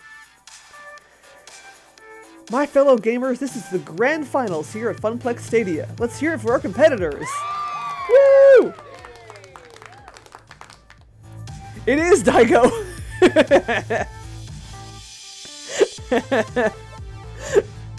That's awesome. As they shuffle through the character selection screen, the crowd waits in anticipation, eager to see who will be chosen. The announcer takes that momentum and brings it back twofold. Queen Bee is sticking with her pride and joy, the fast and deadly Tomokaze. From what I've learned, Tomokaze is a light and fast character suited for Queen Bee's aggro style. It's her favorite character. And as for the Demon, who's been playing his staple, a heavyset controlling samurai all day, selects a similar speedy attack ninja? What an amazing turn of events!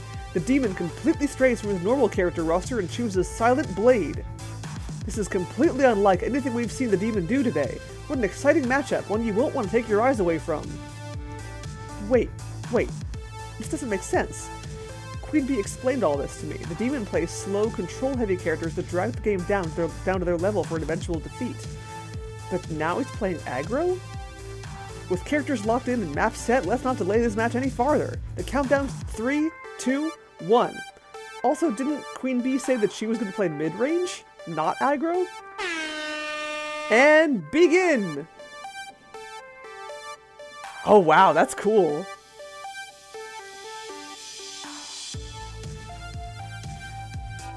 I've seen very little of him playing, but I've heard stories.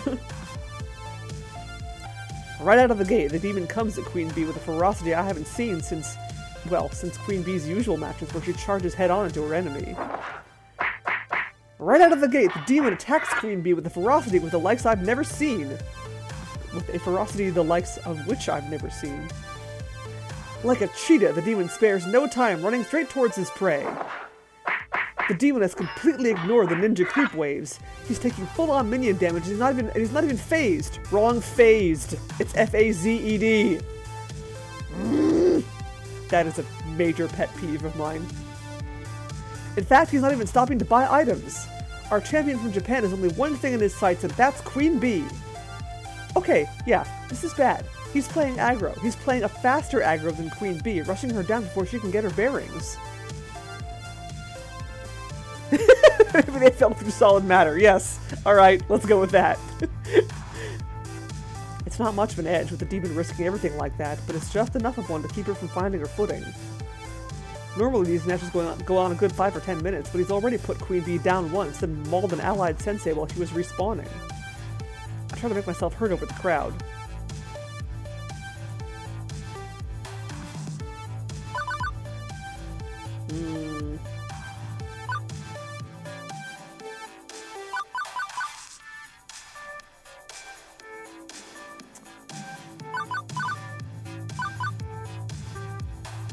Yeah.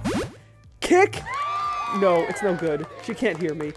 Even if I was able to shout louder than the crowd, her attention is so focused she probably wouldn't register my voice. I can do nothing but helplessly watch as the demon pulls her apart again and again. The onslaught! The demon living up to his namesake is not showing an ounce of mercy for his competitor. But what's this? Queen Bee is switching things up. She stopped at the item store, completely ignoring the attacks on her sensei. What could she possibly be buying at a time like this? Fortunately, she seems to have developed a plan. From what she explained, the counter to aggro is control, so by changing her tactics, it might just allow her some time to catch up. And one of Queen Bee's sensei is down for the count, but that death has bought her enough time to grab as many control spells as she can. Queen Bee blasts the lane with Storm of Frost. Okay, I get it now. She's using a weird hybrid style of trying to stall out the enemy with ice spells while making her own progress down the lane. Initially, it works like a charm. The enemy minions freeze solid and give her just enough breathing room to push ahead. But the demon responds with swift accuracy. He's pushing forward with his other lanes, ignoring her attempts to slow things down. As the demon flips between lanes, it's clear that while this would have won her the game if she'd started out that way, quickly enough, the final sensei on Queen Bee's side of the map falls. Here's your winner, the demon! Oh man, I was really hoping Queen Bee would beat him. The obligatory handshake happens as the crowd bursts into applause, thrilled to have seen such a strange spectacle out of the world champion. Immediately, Queen Bee is forgotten as the players close in to cheer on the demon, over and over. Perhaps sensing it's her cue to depart before the cheap plastic trophy I got from the dollar store is awarded to her rival, Queen Bee slips away, and I decide to follow. Aw, Queen Bee! I find her in the break room, collapsed in one of the folding chairs, face in her hands. Quietly, I take a seat next to her. I don't know. After L7 Gaming dumps me, maybe I can live off my stream subs alone. If they don't abandon ship too, I mean.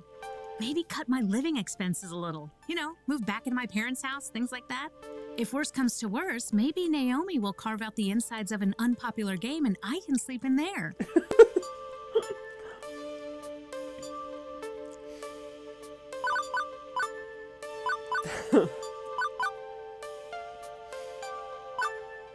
I recommend pizza bagels, breakfast of champions. If you're looking to chop your budget down to size, may I point out that when pizza's on a bagel, you can have pizza anytime? Hey, that's my line! Queen Bee laughs bitterly, but she is laughing at least. I better develop a taste for microwave food then. So you're sure your team's gonna drop you, huh? Well, gave it my best. Theory crafted with you, sorted my plan out, even changed it up on the fly when he surprised me. Hey, thanks. I can honestly say I did my best. And that's thanks to you. Helped me pull my bleep together this morning, you know? Happy to help. This is my fault, isn't it? I'm the one who organized the event. I'm the one who pushed everybody past their limits, all in the name of making my dream a reality. I've been working hard to make what should have been just another temporary job in a long string of temporary jobs into something more, something I can believe in. But I didn't stop to think of what that would cost me and everyone around me. Bleep. Whoa! Wash that filthy mouth out with some soap, kid. Says the fucking pot to the fucking kettle. Question is, now what? Where do I go from here? Well, thankfully someone's knocking at the door, interrupting me before I need to provide career advice to someone whose career I just indirectly destroyed. Although I'm expecting it to be Gavin or maybe Ashley to come cheer their friend up, the unexpected walks in the door. The two of us sort of stare, dumbfounded, as the man addresses Queen Bee. Oh, shit.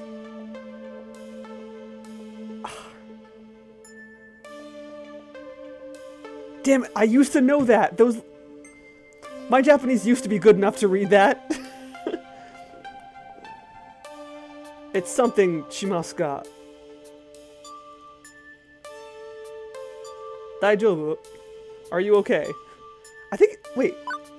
Was that sensei? Did you say sensei? No, that's not sensei. What is that? Fuck. I should know that. What? Hey, listen. I can translate. One moment while I load my Japanese to English speech recognition systems. I'm afraid my English is not very good, so... Oh, you have a translator. I'm glad.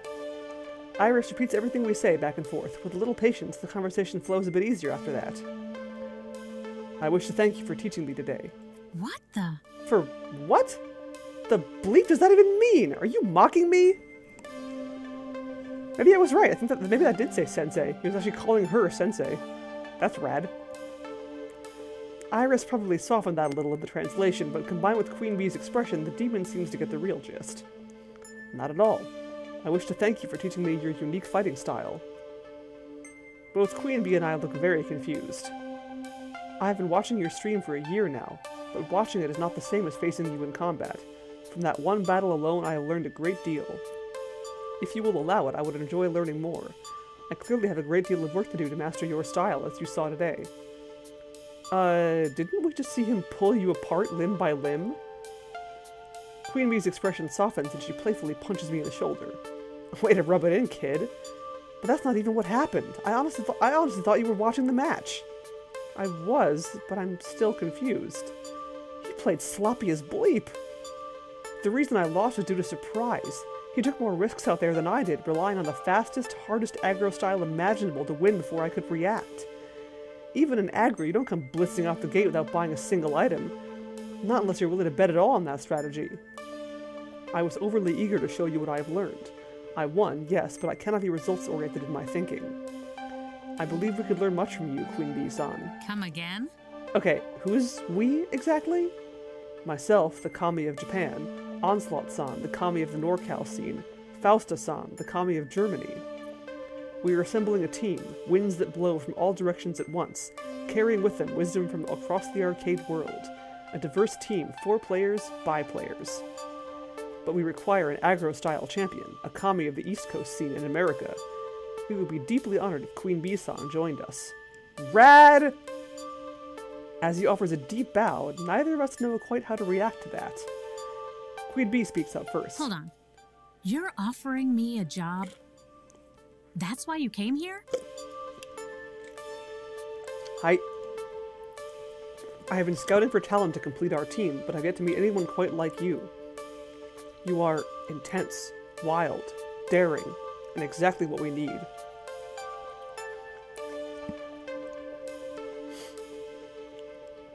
But I could not know for certain until I attempted to surpass you in direct combat.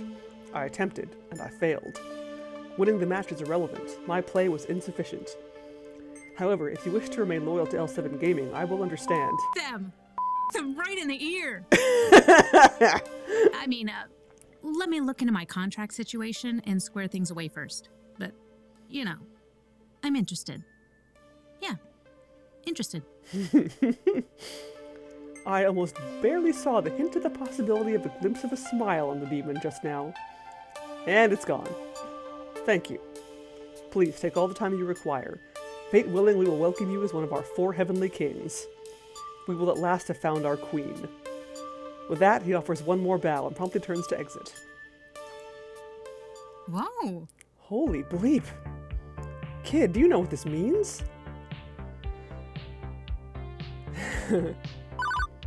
You're about to be elevated to arcade godhood? You're going to ascend the holy mountain of Asgard to join your fellow kami at Olympus, home of the spirits above? I'm pretty sure you're mixing up your pantheons there, kid. But yeah, this is big. I mean, this is super big for me. Instead of bowing and scraping and begging L7 to let me sit at their table, I get my own bleeping table. I want to be carried into Evo by oiled fanboys, raising me high on a plush couch, feeding me grapes and fanning me with palm leaves. Yes, excellent. Can I be one of those fanboys? I'm actually reasonably sure Iris could arrange that if I asked her to. Sure thing. I'll get right on. Kidding. I was kidding, Iris. Yeah, I'm kidding too. Let's not get ahead of ourselves. I've got a lot to learn before I really know I can hang with them. But now, I've got a future, and it's bright. I'll admit to some relief on hearing I didn't just sink Queen Bee's battleship. But the fact remains that we got lucky. If the demon hadn't been in a generous mood, hadn't been scouted for talent, her career would have been in shambles thanks to me. The demon said it himself, don't fall for results-oriented thinking. Maybe her future is bright, but it almost wasn't thanks to me. Man, who knew being an adult with many important responsibilities instead of a transient floating through life would be this nasty? Kid? You okay in there? Yeah, I'm fine. Everything is fine. Shaking the moment off, I do my best to celebrate her achievement. I'm glad I could help you out this morning, and I'm glad I'm glad things worked out, even if I guess both you and the demon feel you lost that fight in your own way. Esports, huh? Wild stuff. Hey, thanks. But hey, I've been meaning to tell you, thanks. You've been with me through all of this, even when you probably had better things to do. Don't think I haven't noticed. Well...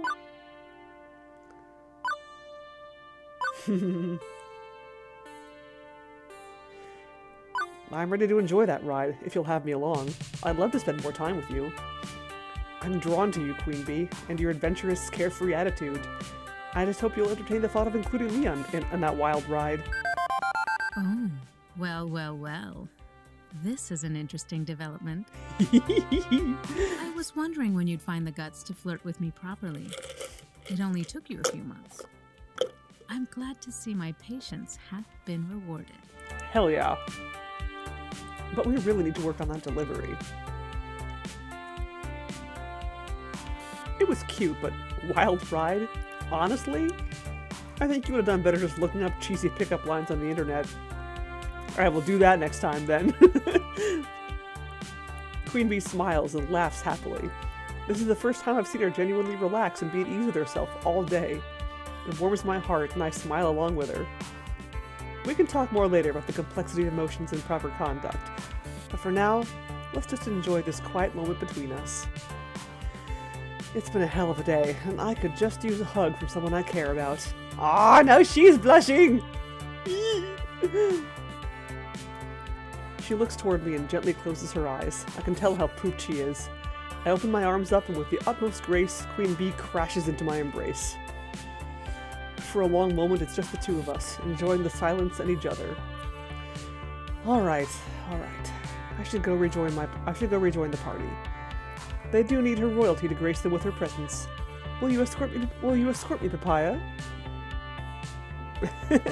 Well, I have a first choice and a second choice. Queen Bee is my first choice, Teo is my second. It's just that I got the opportunity with Teo first. But when given the choice between Queen Bee and Teo, I'm picking Queen Bee every time. I stand up and offer my arm to her. You got it, my queen. Oh, don't tempt a lady like that. I like the way it rolls off your tongue. I could really get used to that. She takes my arm in hers and we turn to go back to the arcade floor. Real quick, before we return, thank you. Seriously, thank you from the bottom of my heart. We stroll to the door, Queen Bee's and my confidence restored, and return to the Funplex Stadia crowds. Yay! QB! As we re-enter the arcade, I instinctively size up the crowd looking for trouble, but there isn't any. Good. Don't think I could deal with another crisis. Wait a minute, where's Purpur? Percy? I don't know. He's gone. Nobody's playing Loopy. In fact, it's already drained out the extra lives and gone back to the attract mode screen. With a score just short of the world record. Ah, bleep. You think he cracked under the pressure? Percy's in the hospital. Oh, shit. Oh, no! No! He started clutching at his chest and then fell off his stool. We think it was a heart attack. Fuck! No, Percy! I know, right? God, look at her. Queen Bee's amazing. No, Percy! I called 911 right away. The ambulance just left. Oh, no. I need to go. Bleep, I ride the bus. I can't drive to the hospital. Queen Bee provides. We'll take my car. Gavin, can you and the others finish up here? I have to. This is my fault. I pushed him too hard. Go. We'll take care of Funplex Stadia. Did I? I barely talked to him. I didn't push him hard enough. Quickly, we pile into Queen Bee's rusty yellow hatchback and speed off to the local hospital. Now I feel extra bad for barely ever talking to him. I might have seen this coming.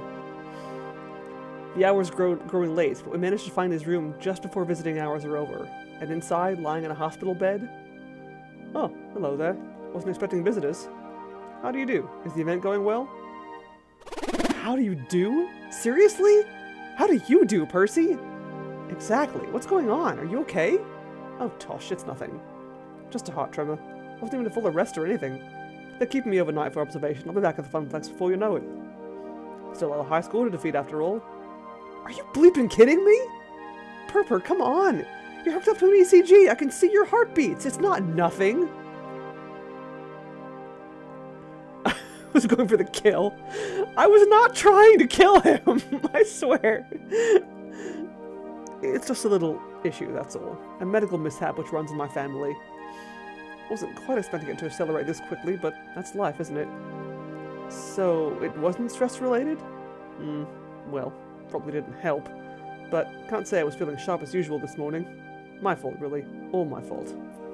How serious is this condition? And be honest with us, Percy. No holding back to keep us from worrying, because we're going to worry whether you like it or not. Yeah, what the kids said. Wow. Well, they said 2 years left to live, but science isn't an exact science, I suppose. Bleep. The hospital PA system chimes, grabbing my attention. Your attention, please. Nurse Rando. Your attention, please. Your attention, please. Visiting hours are now over. Visiting hours are now over.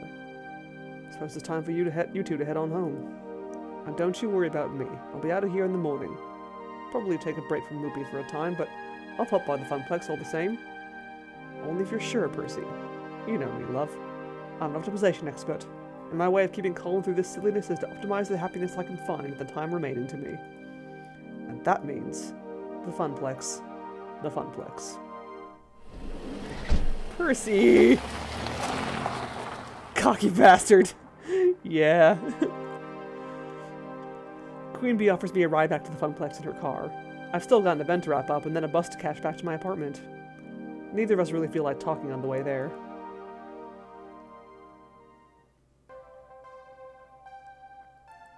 I'm back.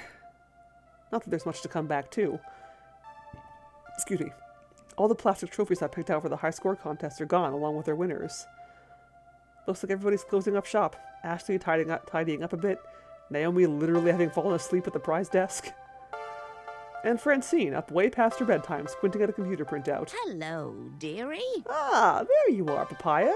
Gavin ran the numbers while you were out. Despite the discount on tokens, we made a tiny profit today, far above and beyond what the Funplex normally draws. From what Ashley tells me, the mood was quite jovial near the end, with many nice folks saying they planned to return. And even if the local champ didn't win Fist of Discomfort, they got to see the demon in action. That's a feather in our cap. I'd hoped you'd be pleased with the news.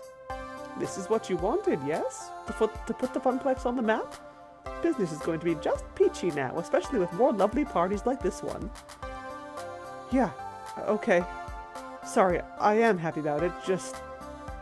exhausted? Emotionally, mentally, and physically. Well, for what it's worth, we're all rather exhausted, dearie. But we've got no regrets. I'd like to think I know a thing or two about dreams. Dreams and how difficult they can be to make a reality. Your dream of a thriving funplex is going to take hard work from each and every one of us. But we're ready, willing, and able. But true, Queen Bee didn't win, and true, Percy was hospitalized, but poor dear. Poor dear indeed. But we did it. Your friends saw it through, and they do it all over again, without a doubt.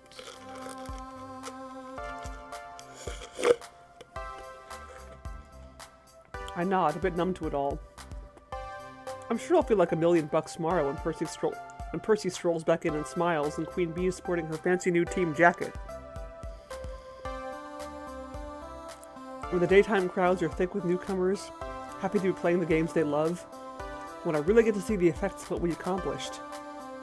But for now, I really just want to go to bed. You need anything else from me tonight? We're all wrapped up like a bow. I'm on my way home for a good night's sleep myself. Go home, Papaya. We'll see you tomorrow. Francine's a sweetheart. I like her.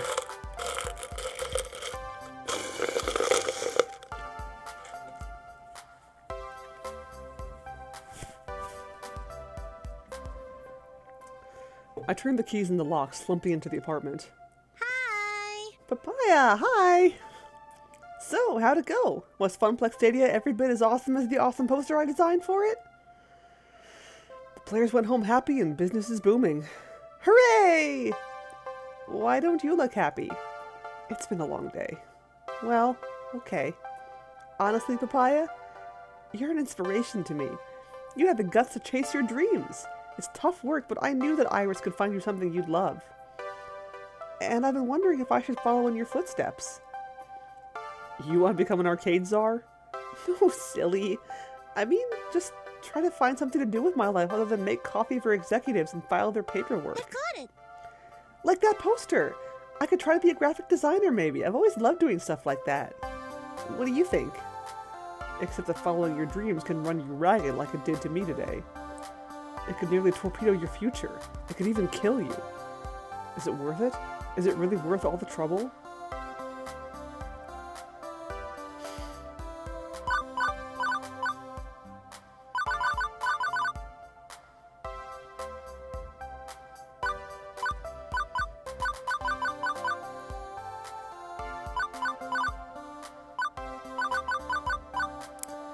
Maybe you could find a graphic design firm?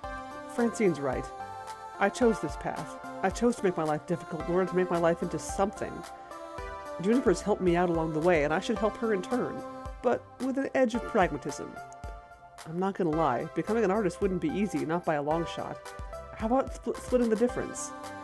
Instead of becoming a starving indie artist, find a graphic design company, somewhere you can build up your skills. Another office? But yeah, actually that makes sense. Thank you! Okay, I'll start looking around. Thanks, Papaya. You need to go to bed and sleep. Tomorrow I'll make you pancakes, a reward for my hard-working arcade czar. You used to have pancakes every morning during those summer trips, right? Your mom made them. That was ages ago, Juniper, when my folks could afford trips to the shore. And Juniper gets a wry smile. I think I know exactly how we can celebrate your newfound success. How about a beach vacation? I thought she was going to say pizza bagels. Woo! You've cleared level 04 of Arcade Spirits. A winner is you. Now let's see your score. You're on Queen Bee's good side. Beats being on her bad side. Aw, I dropped down with Teo a bit. Because I didn't hang out with them, probably. That's okay. I want to be on Queen Bee's good side. You're proving to be a gentle, sweet, and compassionate soul. Still, my highest stat is love. Hearts is... Yep, exactly. Also, you've scored 15,250 points. Woohoo! Today's pizza fact is, the world's largest pizza covered 10,000 square feet and measured 140 feet across. It weighed in at 44,457 pounds. Dang. Do you want to save your game before proceeding to level 05? Yep. We've got 5 more minutes, so let's keep going. I just realized you typed Bay instead of B. Queen Bay. She totally is Queen Bay.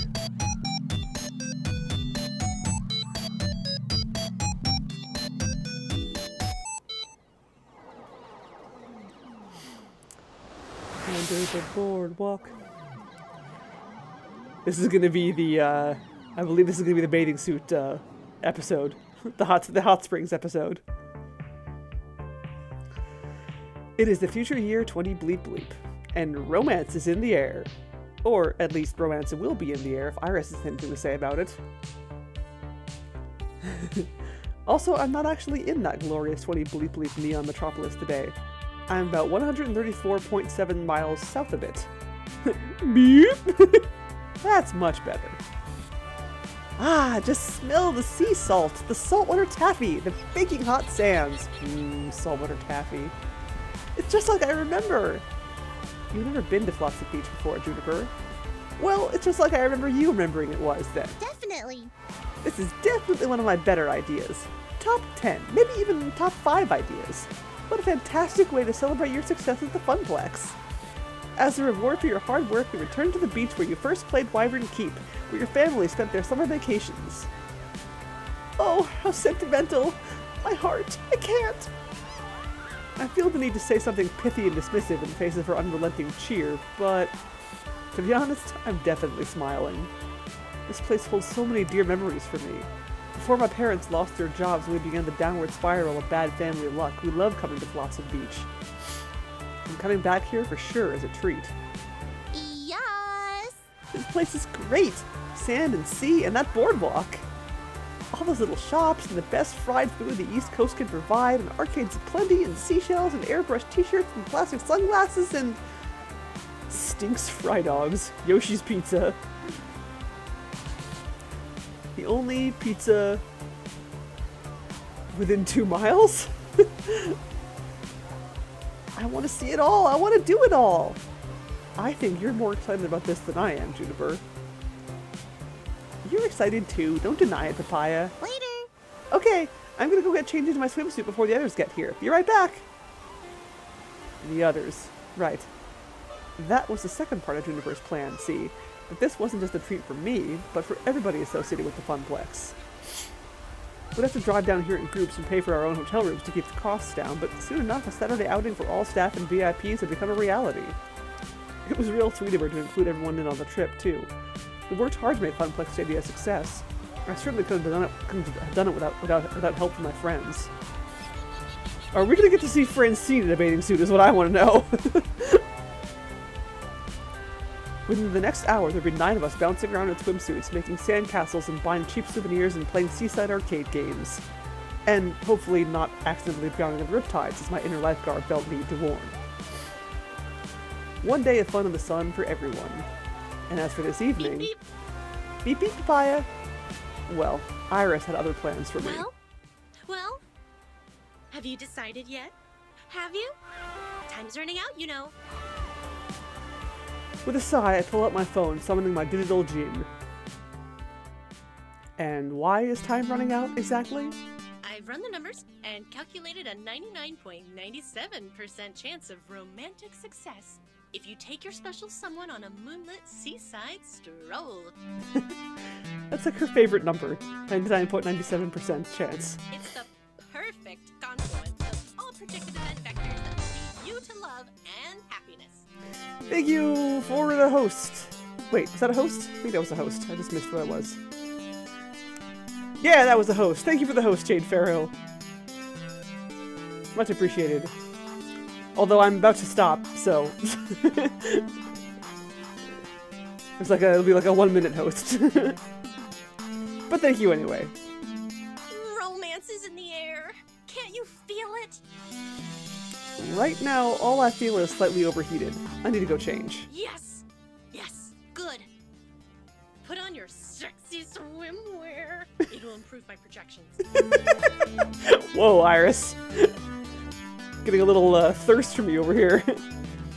She's been going on and on about this ever since finding out about the beach trip. Iris, why the sudden obsession with finding me a special someone anyway? I've turned my life around. I found a job. I found a dream even. To make something of the Funplex, let it grow and shine. You've done well helping me with that. This is the happiest I've been in years, honestly. Thank you. Thank you. Gosh, thanks, Papaya! So, why mess it up by trying to date one of my coworkers, or one of our regulars? Remember the day I joined the Funplex? I told you I wanted to stay focused and play it cool. Avoid even thinking of my coworkers that way. It feels like a recipe for disaster. Disaster? Or delight? Papaya, you've spent weeks getting to know these people. You've even taken a few of them out to lunch. Maybe you didn't think of it as a date, but maybe they felt differently? Exactly!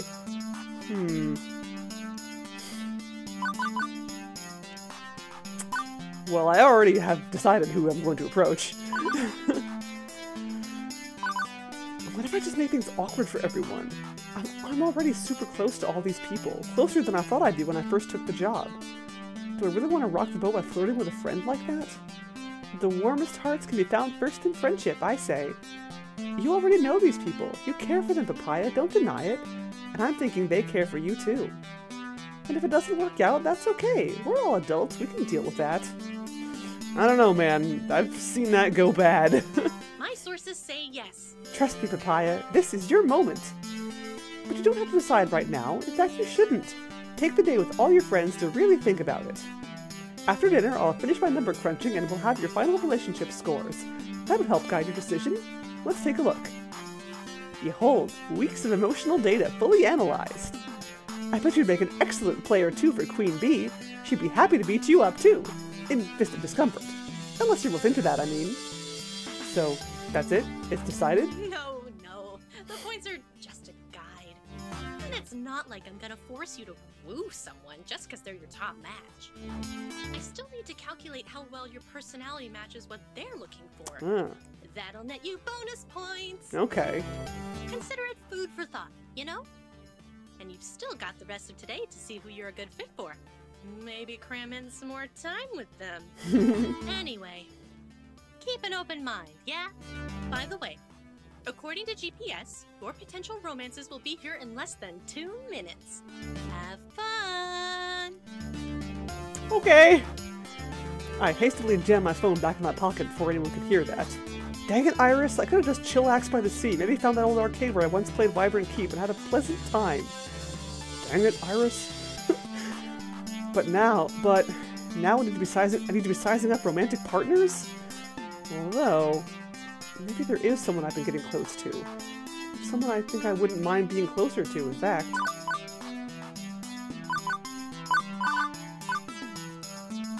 And it has been a long time since I felt like I could even try having someone to share my life with. Maybe it's time to look for love again. But for now, I decide to focus on the day ahead. Fun in the sun. Good, clean fun in the sun. Very innocent and chaste fun in the sun. Sure, I could do that. Right? Oh gosh! Alright, saving right there, and we're gonna stop. Woo! Whew! We're gonna start out on a high point next time. Because holy crap, a whole bunch of hot just invaded my screen. Alright, that is a good point to end, I think. And we will continue next Tuesday with more of this awesome game that I'm very much enjoying. Oh yeah, absolutely. Honestly, actually, I was just realizing, unless my counting is off, there seem to be more female romanceable characters than there are male ones, because the male ones are just Gavin, Teo, and Percy, I think. And like, that's it. Everyone else is a lady. Not that there's anything wrong with that, mind you. But it would be cool to see, like, I guess more, more gender parity, I guess. You know, I ain't gonna complain too much. Okay, so, who shall we raid tonight? Let's see.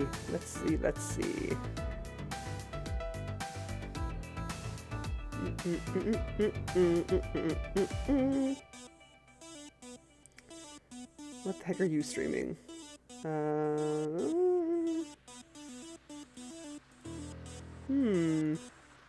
Ooh, Taco Sal is playing Below the Root, which is like a super, very retro, like the extremely like retro even for a retro game. I remember reading the book when I was a kid. I should read it again because I thought it was really cool. So let's go. Oops, let's go raid Taco Salad because I raid him a lot because he plays good games. And yeah, so thank you so much everyone for watching.